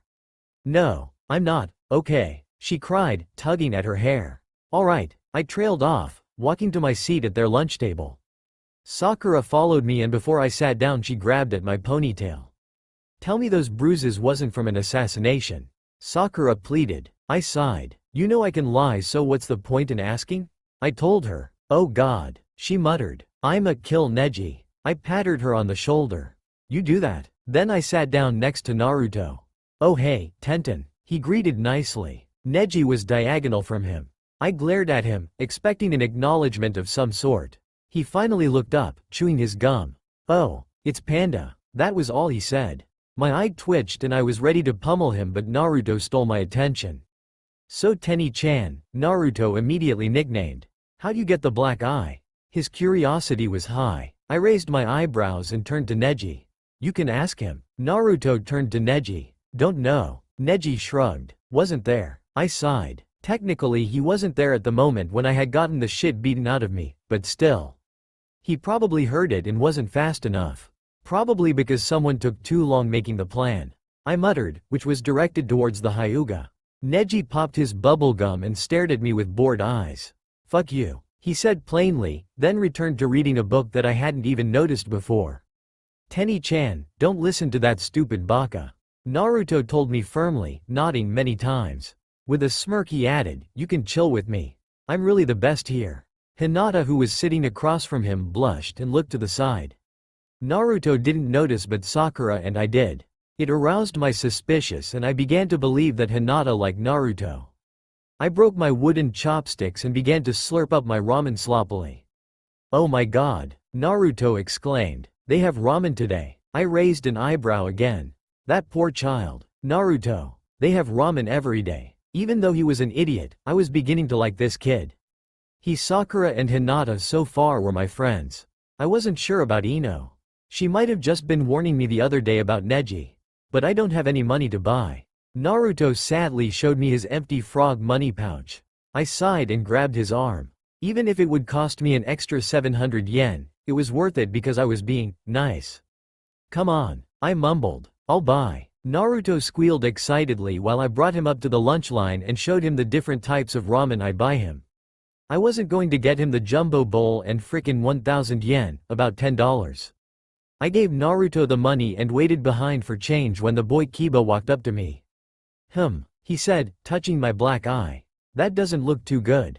I nodded. Obviously, was my response. Kiba raised an eyebrow and then ruffled my hair. Such a cute newbie, he commented with a smirk. Nice to meet you. I nodded, not really paying attention to how he messed up my ponytail. After lunch, I was in Chinese, which is where I spent most of my time making faces at Neji, who just rolled his eyes at me while he chewed his gum. Anko, who was watching us, smirked the whole time and didn't get me in trouble for turning around to stick my tongue out at the was highly amused. Violin after that was very fun. It was challenging, but the young teacher, Uruka, was very useful. The way he was associated with music and how it came so naturally to him was amazing. He knew all of the techniques and tricks to everything. Any question about the violin could be answered by him. He must be a prodigy. We worked on Sakura, and I learned how to quickly change shifting positions when moving from string to string more efficiently, and also if there was a bow lift during the process to keep it from vibrating awkwardly. Then after violin, I suffered immensely in biology, trying to avoid Jiraiya's strange stares. Neji was boredly chewing his gum because the teacher neglected the boys mostly, which I found slightly amusing. The entire week, my relationship with Neji hadn't improved. In fact, I think that it worsened. He was getting more and more annoyed with me the more he got to know me. However, with Sakura and Hinata, I was beginning to become good friends with them. I wasn't exactly sure. She wasn't mean to me at all, but she wasn't overly friendly. She was like an acquaintance. Kiba and Naruto became good guy buddies, along with Lee, who I found overly hyper. Shino and Choji I really didn't know because I only had one class with each of them. And Shikamaru. He was just there, giving me random advice and not taking much notice. Then there was Sasuke, and I was convinced he was emo, darkly looking at everything and mumbling about all of the things he hated, including Naruto. Most of my bruises faded by Friday besides my black eye, which was still there but more faint. Most of my cuts healed and my arm stopped aching, though it still didn't feel quite the same as before. My mood was pretty good though. Neji wasn't forcing me on any other assassination missions, so far. And I hadn't had any visits with the devil. But that was another thing. No matter how hard I tried, I couldn't get anyone to talk about it. Everything I wanted to know was still buzzing around in my head. I was kind of pissed about it, but in a sense, it was good because part of me knew that I probably didn't want to know anymore, and it was better that I was clueless. Being scared was a bad thing and I didn't like it very much. So I kept quiet about my slight displeasure about being misinformed. On Saturday morning, I woke up a bit late. Around 9:30 a.m. I looked around the room and made some decisions, inspired by looking at objects around me. I could either go home today and chill with my neighbors and see my mom and everyone else, or I could go shopping and deck out my dorm with sweet stuff and amazing colors. Both options sounded pretty tempting, but decorating was the way to go. I had already texted my mom all week, keeping her informed of my whereabouts, completely excluding Monday night. So why not redecorate my room? I whipped out my phone and decided to text Sakura about my idea. Over the week I had gotten pretty much everyone's phone number. Lee and Shino didn't have phones though. Lee offered to give me his home phone, but I kindly declined. Neji, on the other hand, refused to give me his number. Me. Sakura, guess what I'm gonna do? Sakura. What? Me. Redecorate my room. Hearts. Sakura. Sounds pretty sweet. You know that I'm coming over. Me. Oh, I don't know. Sakura. You can't just tell me then not allow me to help. Me. Lols. I'm kidding. Chillix child XD. Sakura. What time should I come? Me. 20 minutes. Me get Hinata? Sakura. Yesh. Do I TTT? Me. K. CUSN. I stretched and got out of bed, setting my phone on the nightstand. I walked to the closet yawning and observed my things. Puffing my lips out, I tried to decide what to wear. In the end I chose to wear yellow skinny jeans and a pink oversized sweatshirt that had the character, I, love, in rainbow letters. Then I slipped my feet into Osiris shoes and walked into the bathroom, where I put my hair into 2 French braids that went down to about my chest. It took me a couple minutes to apply light makeup because I kept messing up. So I just went with mascara and top eyeliner. Hey, what was I supposed to say? I was a typical girl. Then when I was done, I put my cell phone in my jeans pocket and put my headphones around my neck and my iPod in my sweatshirt pocket. I met Sakura and Hinata outside of my room a few minutes later. Since Hinata's hair was shoulder length, she had a cute, super short ponytail in, and Sakura had her light pink hair in a stylish, jeweled headband that reflected lots of light. We took the bus to a market in Konoha where they were selling house supplies to get paint for my room. What color do you want? Sakura asked, staring at the rainbow of paints. Color? I raised an eyebrow. Don't you mean colors? Sakura chuckled. Alright then, she confirmed. Colors it is. Which ones do you want? I stared at the colors and went around Hinata, who kept staring at one of the blues. How about, I pointed to the sky blue she was looking at.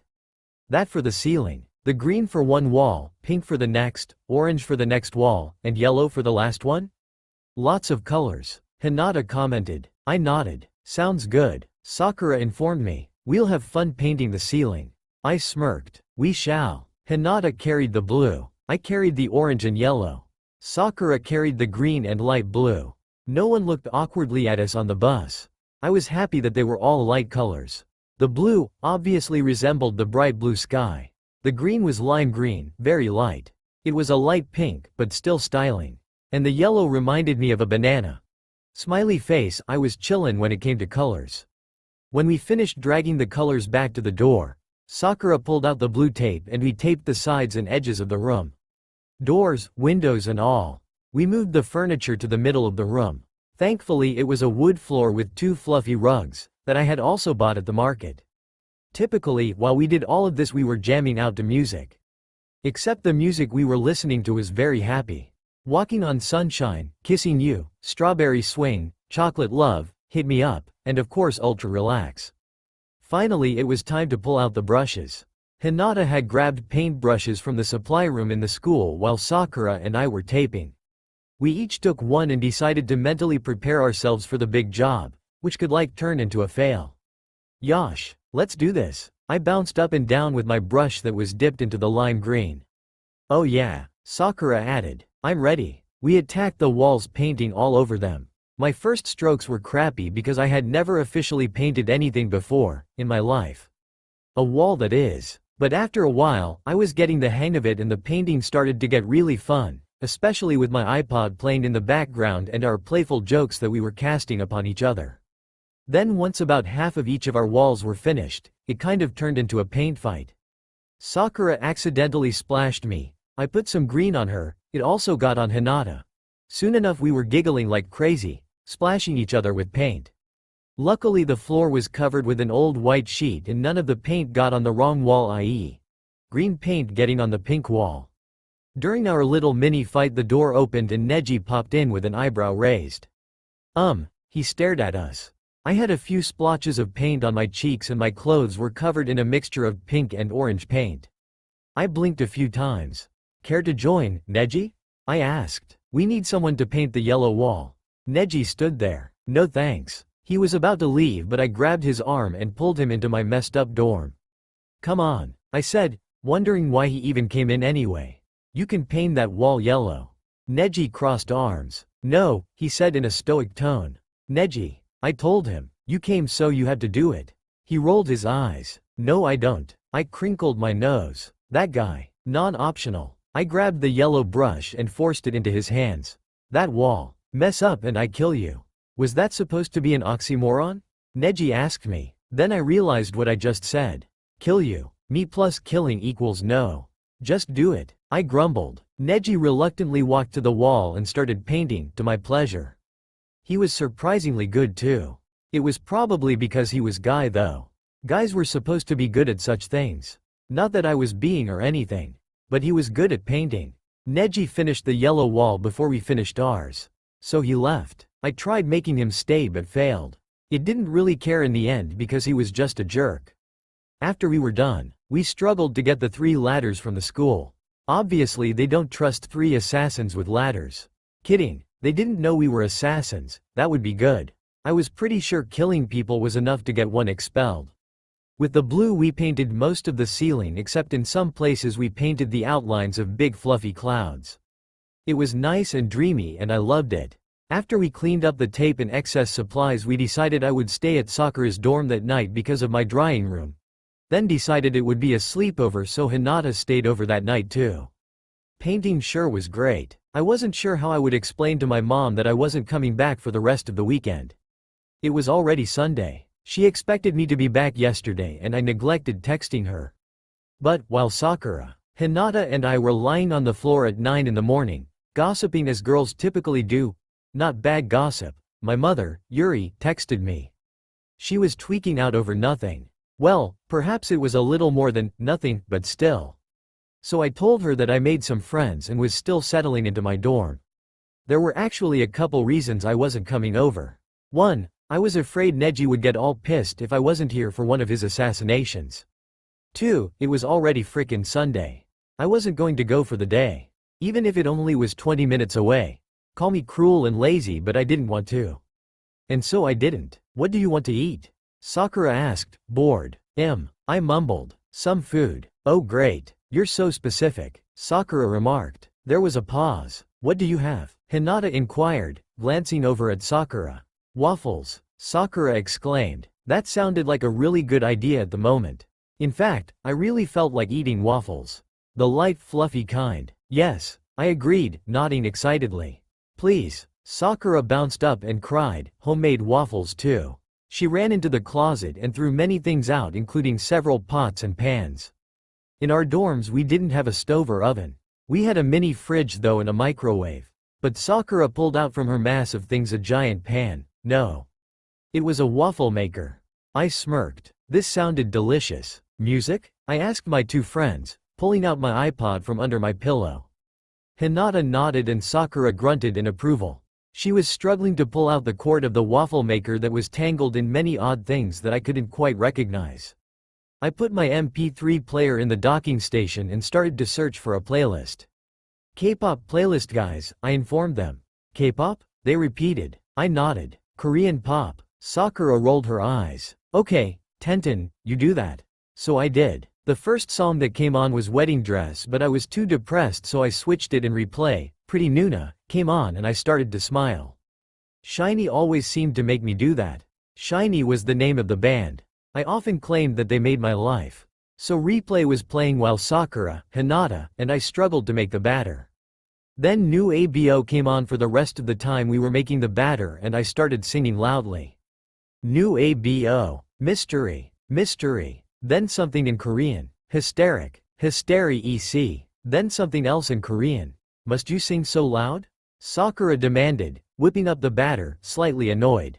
God, people are going to come over and wonder what the hell is going on over here. Then just as she was speaking a yo came on and, well you can imagine. Finally though when we managed to complete the batter, we made Hinata's first, which turned out to be a total fail because we turned it too early and one side was like oozing raw batter. So we had to make more batter and then finally made a perfect one for Hinata. I was next and then Sakura.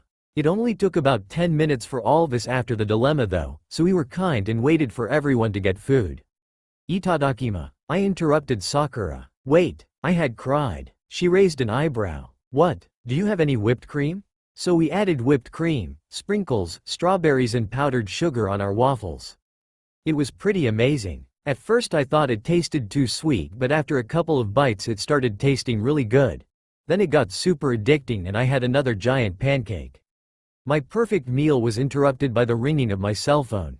Ring ding dong, ring ding dong, ring dinga ding dinga ding ding ding. Shiny's ring ding dong echoed throughout Sakura's dorm. K-pop song. I informed my two friends. I looked at the caller ID and it was someone who wasn't on my contacts. Then I observed the number and realized that I didn't know it. It was my area code but I didn't recognize the rest of the digits. I thought it would be mean if I didn't answer to tell them that they had the wrong number. So I picked up. Hello? I asked, curiously. Oi, Panda. I frowned. Neji. How the hell did you get my number? I demanded. You didn't give me yours so how do you have mine? I'm allowed to have yours. He replied. Oh what? I'm not allowed to have yours? I grumbled. Only if I do allow you. I frowned. Just, tell me what you want. You're coming with me. Neji informed me. Yeah? Where the hell? Wait what? I was very confused. We had to go assassinate someone in China. You are coming with me. Neji said. I paused, trying to take in the information. But, school? I demanded. It's a Sunday. Neji answered. Hell, I know it's a Sunday. I retorted. Tomorrow is a Monday. And? Neji, we have school tomorrow and what are we going to do about that? I asked him. We'll be back by then. Neji remarked. Sakura and Ino stared at me in confusion while I ate my waffle loudly, trying to annoy Neji. So we fly 3 hours to China, kill someone, then fly 3 hours back? I assumed. Yes, that's insane, I exclaimed, nearly choking on my waffle and spilling it all over my sleeping bag. Sakura was trying to take my phone so she could yell some not so nice curse words at Neji. You're coming, Neji said. Hurry up and coming to the front of the dorms in 20 minutes. Click. I crinkled my nose, looking down at my phone. Sorry guys. I told them. I'm going to China with Neji. I quickly rolled up my sleeping bag, which turned out to be sloppy, and then chewed up the rest of my waffle. I gathered up my things and began to leave. Sakura pouted. We don't want our Tenny-chan to leave us. She complained, outreaching her arms. I hugged her and Hinata quickly then ran out the door, giving them a last wave of goodbye. Back at my dorm, I packed my book bag with about 10 granola bars and lots of water. I put in my brush, iPod charger, some manga books and other necessities. It hadn't even occurred to me at the time of packing that I was going with Neji, alone. I changed into light blue skinny jeans and an orange shirt that had the fruit orange on it and it said in English, JUICY. Also, I made sure to put in an extra change of clothes, just in case my current ones would ever get covered in blood. Which, by the way, was very hard to get out of my uniform. I probably washed it 3 or 4 times throughout the week until it finally faded, the blood. I was also lucky that I brought my passport. Extremely lucky. I just hoped my mom never looked at my flights. With my book bag over my shoulder, I exited the dorm at an unkindly fast pace. Neji waited outside, impatient. He was leaning against a wall, eyes closed and gum in his mouth. Take long enough? He mumbled. I rolled my eyes, his signature move, and poked him. You're the one sleeping. Don't touch me. Are we leaving? I asked him. Yes. Neji grabbed his plaid bag off of the ground and started walking. He was wearing faded jeans and bright green and white striped tuxedo shirt. He cleaned up nice for a bastard. I think when we were on the bus, people were often mistaking us for a couple. I saw a little girl making a heart with her 2 hands at the 2 of us. Neji pretended not to notice by sleeping. I just sighed and looked away, trying not to be mean, but also trying not to confirm the young kid's suspicion. The local airport was bustling as usual with business people, of course. It wasn't exactly vacation time yet in the average family world. Still, men and women with suitcases and laptop bags were running all over the place, trying to catch flights. Yet with all of that, Neji and I walked throughout the airport as if we owned it. It was probably because Neji was forcing me to wear shades. They were legit ones too. Extremely cool aviators that made me want to pose in front of a mirror. You know my mom will kill me if she ever finds out. I told Neji. Is that my problem? Well, what about your parents? I questioned. Neji pursed his lips but didn't respond quickly. The security line is over there, he said, changing the subject. Okay. Note to self. Never talk about Neji's family. At first I was nervous about security checkpoint. Normally I was always stopped for one simple thing. They took my toothpaste from me 1 year and I had a huge fit. I was lucky that I remembered all the water I had packed previously and took it out. It ended up getting confiscated, but I just buy more when we got inside the shopping area. How many fucking waters are you going to buy? Neji asked me, highly annoyed. A lot, I told him, holding the 4 waters. He rolled his eyes and grabbed my arm in a not friendly way and guided me to the gate. We sat by the entrance. Well, at least he bought me tickets. Wait. I wasn't even sure if he bought them. What if the devil did? Could he do things like that? My wild imagination. Yeah, I'm the devil. I would like to buy some, plane tickets. Oh come on, amigo, I'm sending my assassins to kill someone. Yeah, it wasn't playing out well in my head. We are now boarding. A voice called over. Neji and I ended up having the worst seats on the plane. We were all the way in the back of A7 to 47 by the bathrooms. While we sat and waited for the plane to take off, I whipped out my cell phone and looked up Shiny. I began to watch their live performance of JoJo. Neji peeked over my shoulder curiously, with one eyebrow raised. He sighed and shook his head slowly. Gay, excuse me? I wondered, angrily. You're the gay one with the super long hair. Neji's eyebrow quirked again. Gay? He repeated. Gay, I confirmed. Neji ignored me for the rest of the plane ride. Literally. For 3 hours I suffered through boredom. Even with my iPod, things were incredibly boring. There was too much turbulence for my liking and I often had to go to the bathroom, but since Neji had the aisle seat, he refused to allow me out, so I had to hold it. So I went to sleep for the last hour and finally woke up when we were on the ground. Neji was tugging on my ponytail. My hair was in one super high ponytail that hung on the right side of my face. Panda, get up, he said. We're here. Here? I asked. A voice on the loudspeaker rang over our heads. Thank you for flying, it said. And welcome to Shanghai. I don't speak frickin' Chinese. Neji stared at me. What the hell are you talking about? He questioned. I situated my bag and then remembered what I had just screamed to the world. Oh, right. Wo hen hao. It means, I'm alright.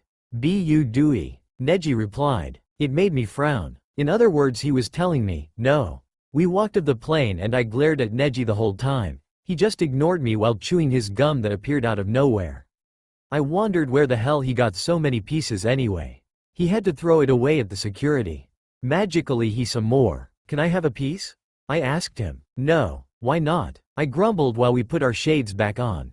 Because. I didn't try asking him that again. So why doesn't the devil have anyone in China? I wondered, feeling it was odd that he was sending us to such a place on a Sunday. Neji rolled his eyes as if I knew nothing.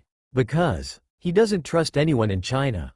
Everybody is monitored, he explained, a grimace appearing on his face. I glanced around then turned back to him. And that means? I still didn't quite get it. There are people in the Chinese government that know. Neji told me. They know exactly who has devil in them and they prevent those people from killing. I blinked. They're being watched? I guessed. Neji clicked his tongue. Precisely, he confirmed. Don't worry about it, Panda. We'll be in and out before they catch us. I bit my lip. Who in the government? I inquired nervously while we rode down an escalator inconspicuously. Neji chewed his gum cautiously before answering. Someone who isn't even known to the people. He answered. I still looked at him waiting for an answer. An advisor. I rolled my eyes. You're kidding me, right? I exclaimed. An advisor? Neji nodded. He and the president are old childhood friends. Yet, the president doesn't know. He said. Patronage, I muttered with disgust.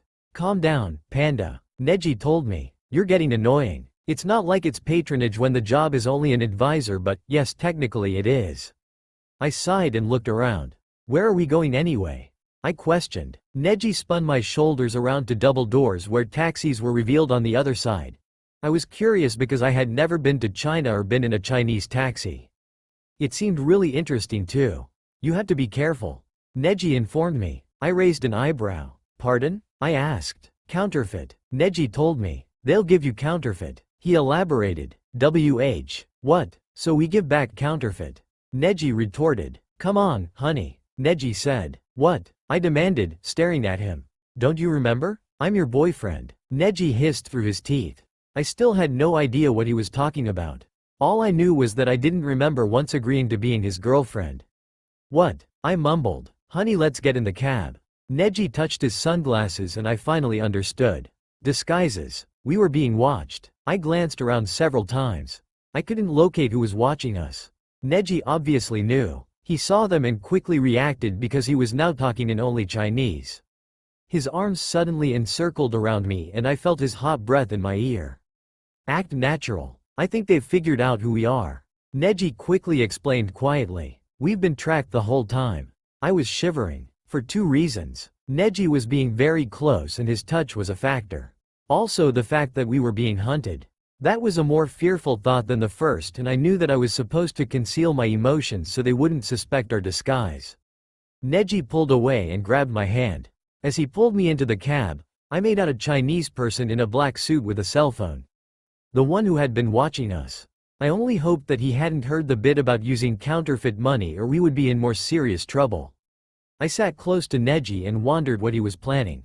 Shin Hu Club. He told the driver who nodded. While he drove around the busy streets of Shanghai, I tried to take in as much China as possible. It was hard because I was slightly terrified at the moment, so sightseeing wasn't as enjoyable as I thought it would be. I was worried about being killed or caught. If I was caught, not only would I be in huge trouble, but my mom, she would be beyond pissed. Neji searched through his wallet and pulled out a few bills when we arrived at our destination. I stared at him curiously, wondering if they were really counterfeit. The driver didn't give any change, for there wasn't any. Outside, it smelled slightly different from Japan and it was just not the same. It wasn't necessarily bad, just something to get used to. The club was huge and Shin Hu was printed in big, bright red Chinese characters just above the big front door. When the driver drove away, I asked Neji, "Did you really give him counterfeit money?" "No," Neji replied. "I would have if I had been more attentive and realized earlier that we were being watched." He glanced around as if making sure once more. "They know we're Japanese." I swallowed hard and gripped my bag nervously. "Come on," Neji said, putting his arm around my shoulder. I shifted uncomfortably. "And Tenten," Neji added. "Don't even think about mistaking this for the real thing." He said, "Not a chance in the world I could ever like you." With that, he pulled an angry and embarrassed me into the club of people. "How we supposed to find the person?" I cried over the loud, booming speakers. Neji slipped a hand into his pocket and pulled out a torn photo. I glanced at the picture, memorizing his face, then handed it back to Neji. "Don't need it," he muttered. "Let's go." So we walked around the club. I thought I was going to go deaf from the music. In fact, I was getting extremely annoyed, until I know this song, I exclaimed. Neji dropped his arm, annoyed. Oh yeah? He muttered. It's Breaka Shaka by Kangta. I cried. He's a K-pop artist but he speaks Chinese. I was freaking out and forgetting the mission. Neji, sensing my loss and interesting, hit me on the head. Not hard, but enough to piss me off. Geez, I muttered. Don't forget what we're here for. He said, let's hurry up and, Neji, I shrieked, grabbing him. They're here. I whispered on the ground, seeing the men in suits looking around. I know, he hissed. I was trying not to look inconspicuous, but thanks to you we don't look suspicious at all. Oh, I didn't have a response to that because I realized I made a big mistake. So when I sprang up I screamed, found it.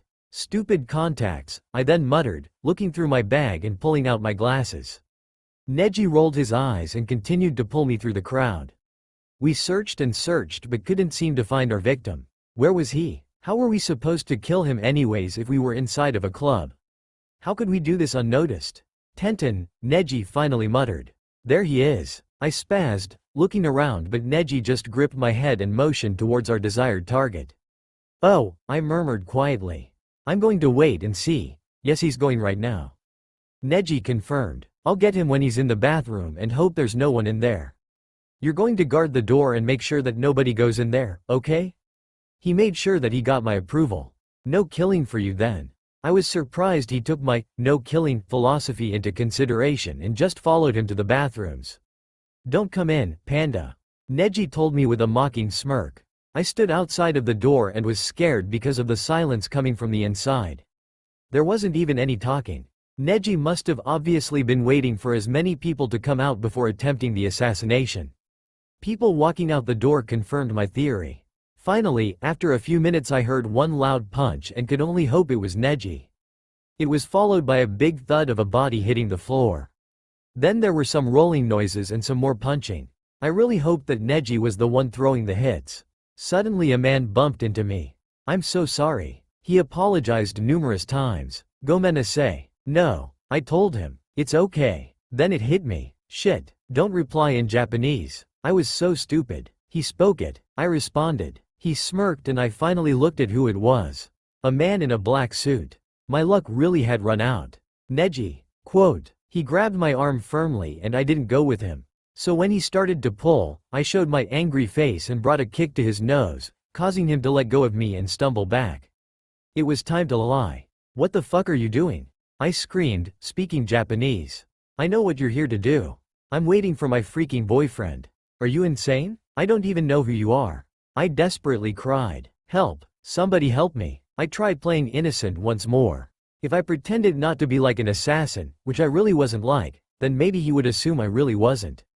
If I couldn't fight back he should think that I wouldn't be an assassin then. My boyfriend will find out about this. I yelled, hoping Neji on the other side heard I was in trouble. You better not rape me or anything because I have a good lawyer.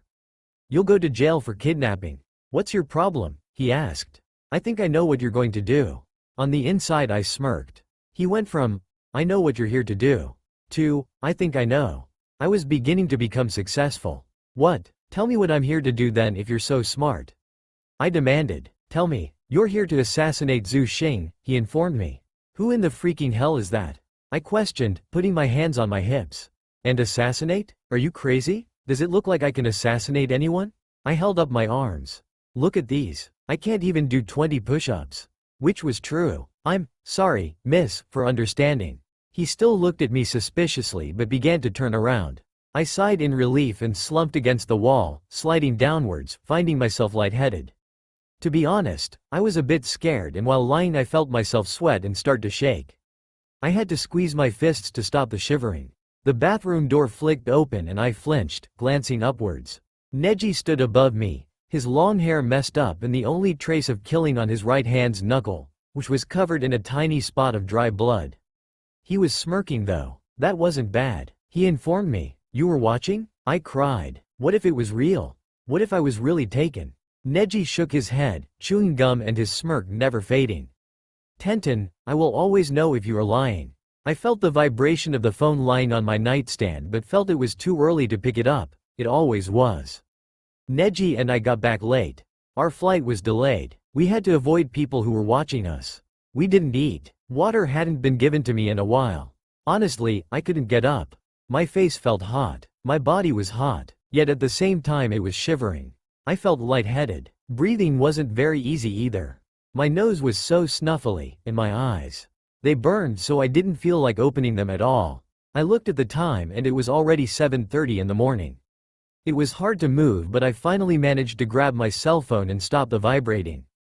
And I should have called Sakura or Hinata. Even my mom.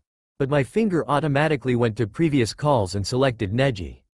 Ring, click, Panda. Why the hell are you calling me? Neji. I nearly shrieked at the sound of my voice. It was raw and ugly, raspy. My throat hurt like crazy too. Tenten, what the fuck is wrong with your voice? Neji muttered. I think I'm sick. I whispered. Really? Neji sarcastically answered. How the hell did you even get sick anyway? I don't know. I mumbled, followed by a series of hoarse coughs. There was a sigh from the other end. Well, why are you calling me? He asked, annoyed. I don't know who I'm supposed to call. I replied, still not knowing why I called him. It was probably because I considered him a genius and thought he could fix all my petty problems. That is if he wanted to. Neji at the moment was showing no emotion. In fact, he was lacking the motivation I was needing. I was hoping that he would have some sympathy. Neji didn't answer. So you think I should call Hinata or Sakura? I wondered, trying to make the conversation less awkward. No, Neji grumbled. They're on a mission. I gasped. Ah, on a Monday morning? What am I gonna do, Neji? I cried, thrashing around painfully in my bed, then suddenly remembering I wasn't supposed to move. God, your scratchy voice is so irritating. Neji mumbled. Hang on. I wasn't exactly sure what hang on meant, but didn't really think anything of it, until Neji walked into my dorm. How the hell did you get in? I demanded. Neji rolled his eyes, holding up my second room key. Really, Panda? A spare key under the mat? If I wasn't sick I would have blushed. Neji walked through the door and observed me. I was lying on the bed, with my arms painfully crossed. It was strange to see Neji's eyes strained. Oi Panda. Why are you so pale? Neji asked. Paler than you? I joked while he ignored it. I was so tired the night before that I was still in my previous outfit, my hair was still up, and faint traces of makeup remained on my face. Neji folded his arms and chewed his gum. You've been poisoned, he told me. Pardon? I demanded. Poisoned? I thrashed around once more, freaking out. Geez, don't get so angry. Neji mumbled. It's not like I did anything. I couldn't quite comprehend what he meant by poisoned. It's not like I'd eaten anything considering the previous day and that I was starving. How could I have gotten poisoned? What kind of poison? I finally questioned, slightly calmer. Neji shrugged. I don't know, but it's...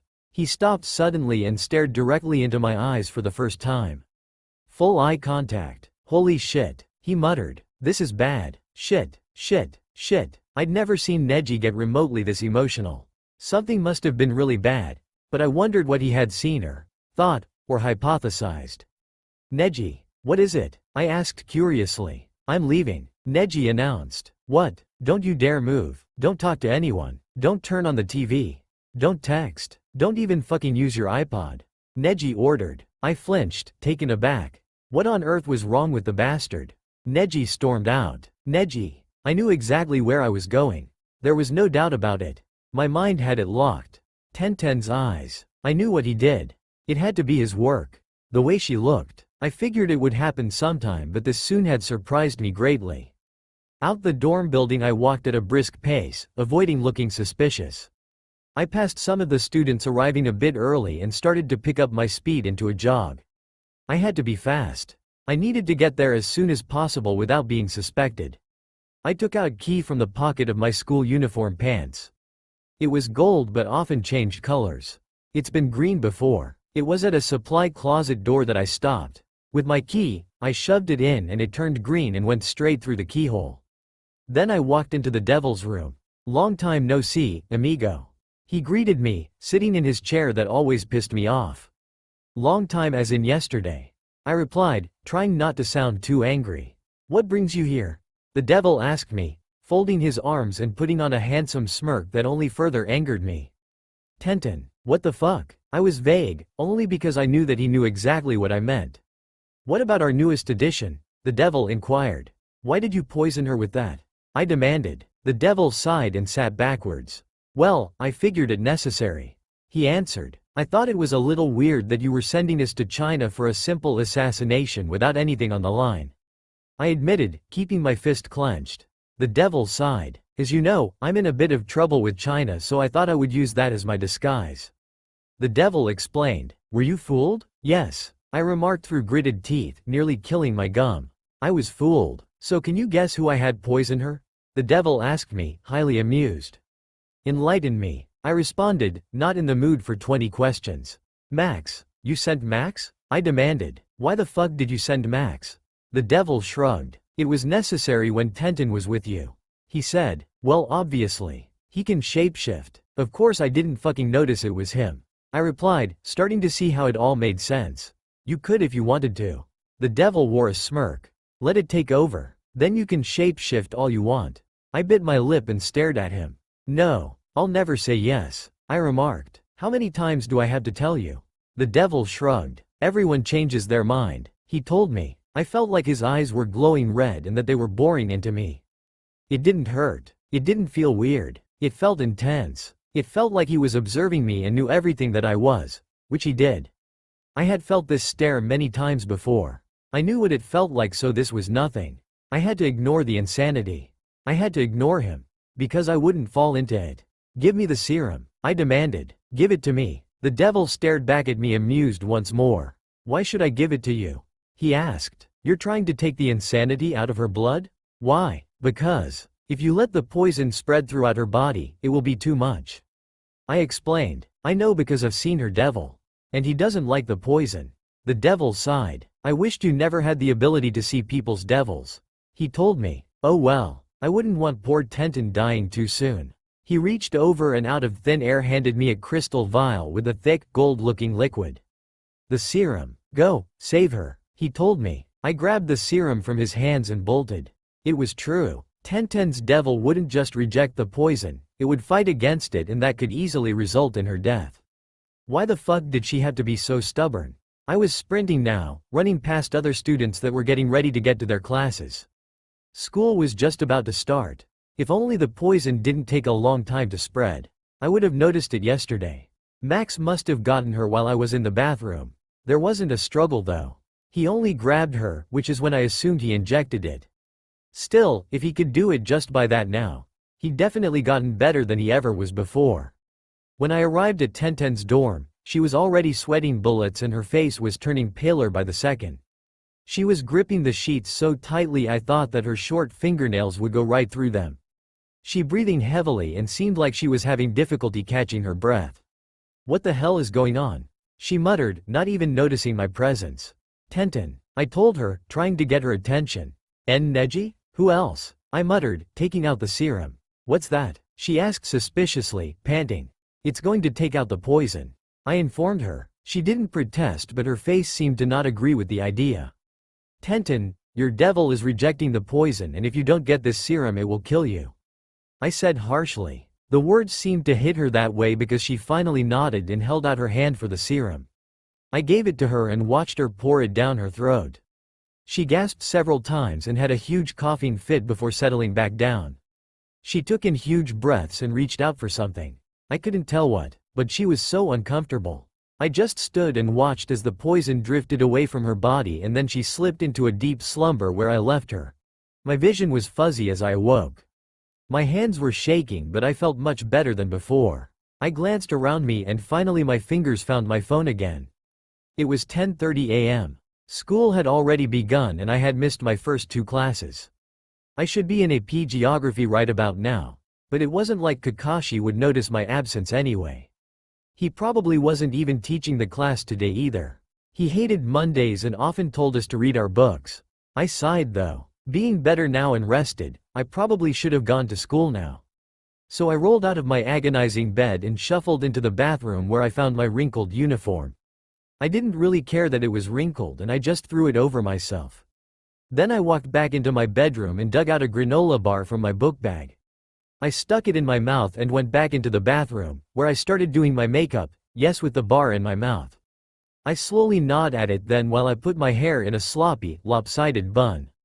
From one of my drawers I grabbed a pin and slipped into my hair. Then I brushed my teeth after finally finishing my granola bar.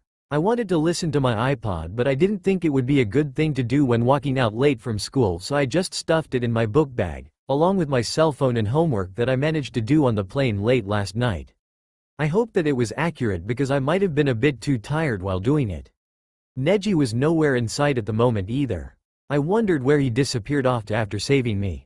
I couldn't really remember much of what happened hours ago. All I remembered was drinking something that tasted a little bit like maple syrup, cold maple syrup. I slipped on my school shoes and put the room key in my book bag, suddenly wondering what happened to my second key. Oh God, I muttered. Neji probably took it, didn't he? It scared me slightly now that I knew Neji could freely walk into my room whenever he wanted. Then again, he's done it more than once. So I should have been used to it. I shrugged, walking out the door. Most of the students were at school, but there were a couple stragglers who slept in late. I could tell because their hair was messy and they were jumping around, tweaking out over everything. Compared to me, that is. My facial expression was still pretty tired, so I hadn't really cared in the first place. It was when I was just about at the entrance, I heard some grunting sounds. So I walked around the double doors into a corner, and sure enough, there was someone with cyan blue eyes staring about at me. It was Ino, and she was wrapping something around her thin leg.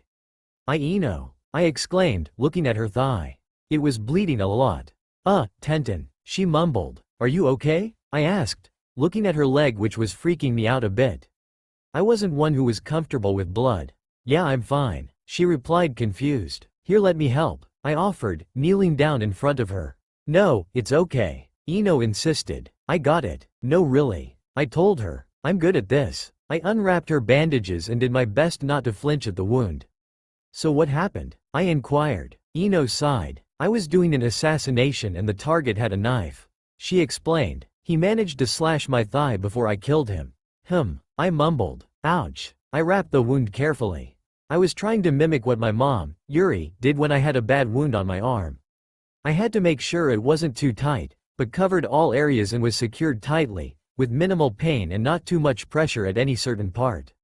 When I finished, I saw Ino smile, the first time for me that is seeing her. Thanks, she said. So why are you late? I rubbed the back of my neck. I was poisoned, I admitted. Ino's eyes widened. She was surprised as much as Neji was. With devil's poison? She wondered. I nodded. Yeah, but I got the serum, so I'm okay now. Ino sighed in relief. That's good, she remarked. I'm still afraid of the day that it's going to happen to me. I nodded again. It's scary. You know, Neji's had it twice. Ino informed me, an intense look in her eyes. My jaw dropped. You're kidding, right? I asked, amazed. Yes, Ino confirmed. It's true. He's had it twice and refused to let it take over. The first time he had the serum and the second time he didn't. He just has a lot of resistance. Wow. I sat back on my heels, still having my knees against my chest. That's amazing. Yeah, Ino agreed. Well, we should go, she said, glancing at her phone. She stood, and so did I. Her bandage almost went to her knee, so it went below her skirt. And that was the moment Ino and I become friends. AP Geography was just about to end when I walked in. Kakashi was, of course, reading his book and not paying any attention to us whatsoever. Everyone in class was reading an assignment from the textbook and taking notes. So quickly, with 5 minutes left in class, I sat down quietly and opened my book and notes, and with my Totoro pencil, started to write things down from the assignment on the board. Read pages 196 to 199 and take notes. I didn't even realize that Kiba and Shikamaru were behind me. Someone's late. Kiba started throwing balls of paper at me. I moaned, turning around at the idiot, and threw some back, trying not to laugh during the process. I had a dilemma this morning, I explained. Elaborate. Shikamaru mumbled, his head down and resting on his book. I seriously had, though he was asleep before. Poison. I sighed. That poison? Kiba asked me. Yes, that poison, I muttered. Did you get the serum? Shikamaru inquired, looking up now with interest. Yeah, I replied. Thankfully. Are you talking or working? Kakashi called from his desk, not looking up from his book. Gomen, I muttered, stealing a last look from the two boys behind me. So now at lunch, I sat by Ino, Sakura and Hinata. I don't know why Ino and I hadn't conversed before. I think I misjudged her because of what she told me my first day. Really, she was only warning me, but I took it a bit too seriously. It's not like she was intentionally being mean. Tenten-chan, Naruto cried, anxiously. What? I demanded, looking at the obnoxious blonde, who never had his uniform anything but loosely fit. Can you buy me some ramen? He begged. I frowned. Fine. I grabbed his arm and asked him to pick out the ramen.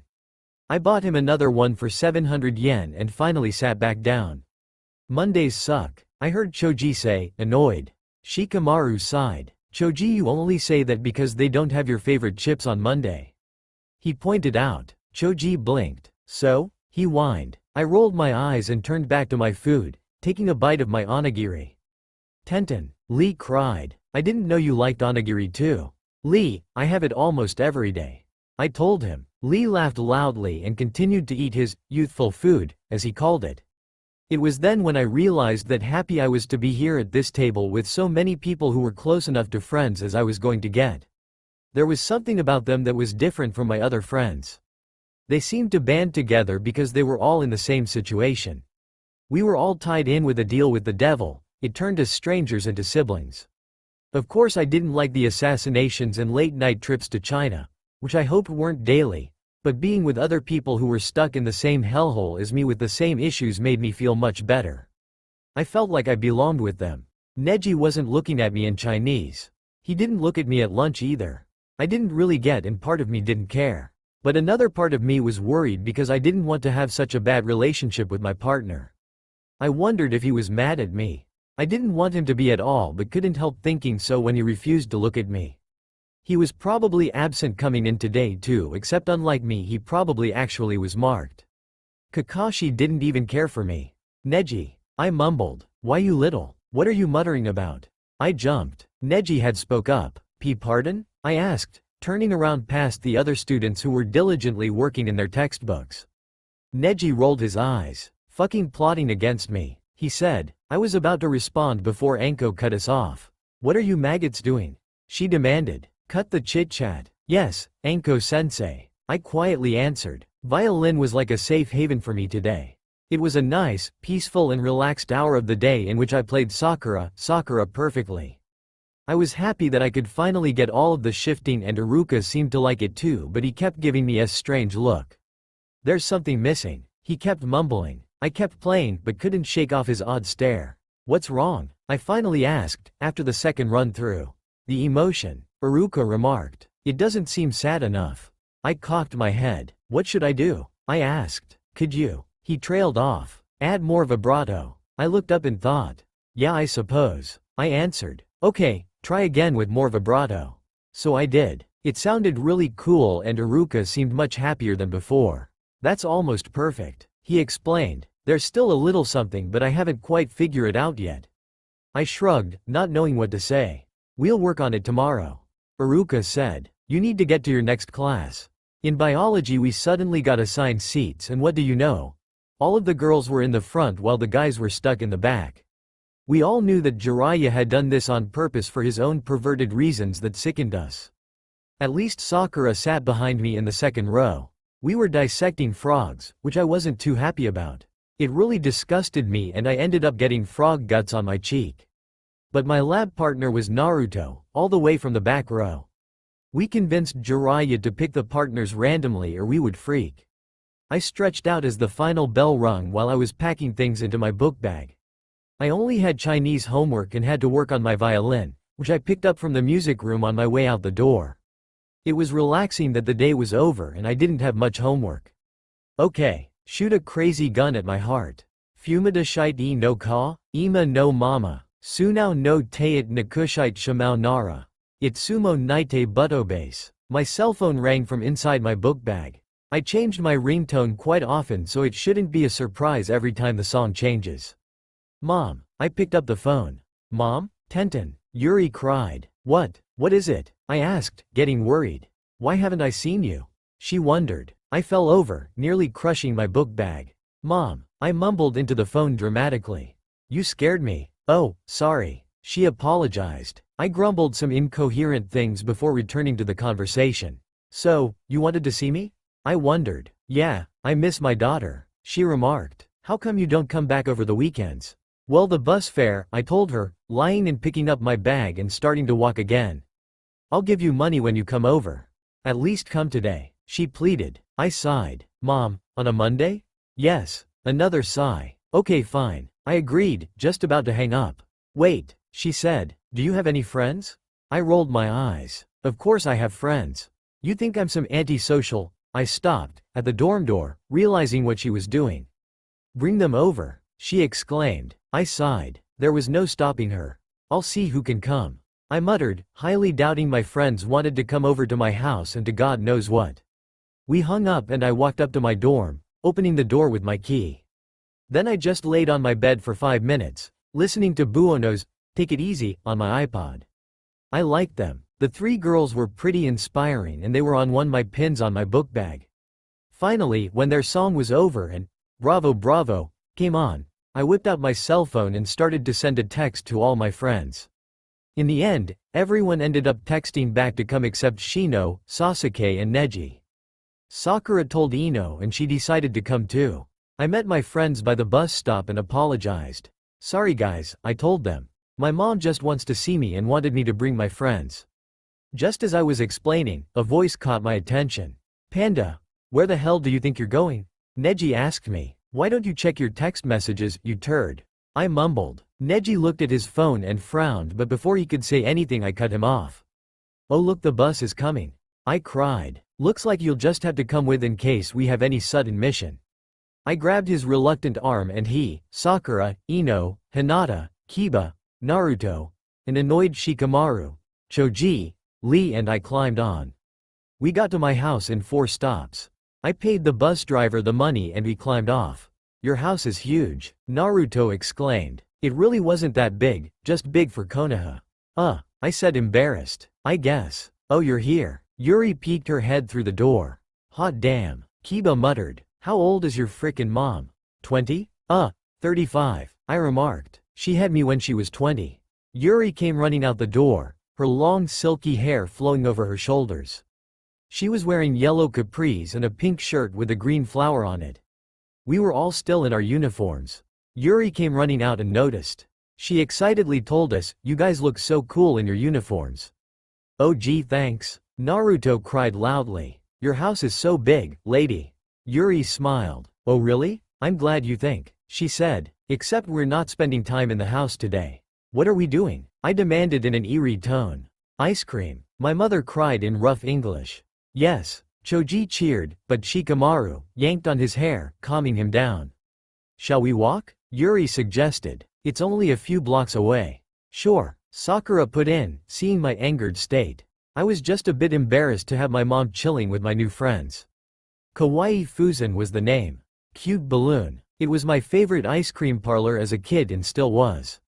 Looks yummy. Naruto cried, bouncing up and down. Sasuke Uchiha. Sakura was screaming into her phone. You better get your chicken ass over here this instant. I twitched at her harshness but then pulled her into line. I'll pay for all of you. Yuri smiled. Get whatever you want. Lots of us got Ichigo, strawberry, flavored, Hinata, Sakura, Ino and I to be honest. Naruto got his cookie dough. Choji got Haley's Comet which was like chocolate and nuts and caramel. Kiba got like this triple chocolate combo that scared me. It was huge. Neji ordered this awkward yogurt thing that I made sure to make fun of in front of him. Shikamaru got mint but only ate half until he basically fell asleep, earning a slap outside the head from Ino. Lee ordered a plain vanilla ice cream cone that made me wonder. When Sasuke finally arrived, annoyed, he ordered regular chocolate. We were still missing Shino though. Frowny face. But sitting at the parlor with my mom and friends made me realize the bonds we were creating. I adored the moment of sweet ice cream with people I enjoyed being around. I cherished it and to be quite honest I never wanted it to end. That's all for now. If you enjoy then please like, share and do comments.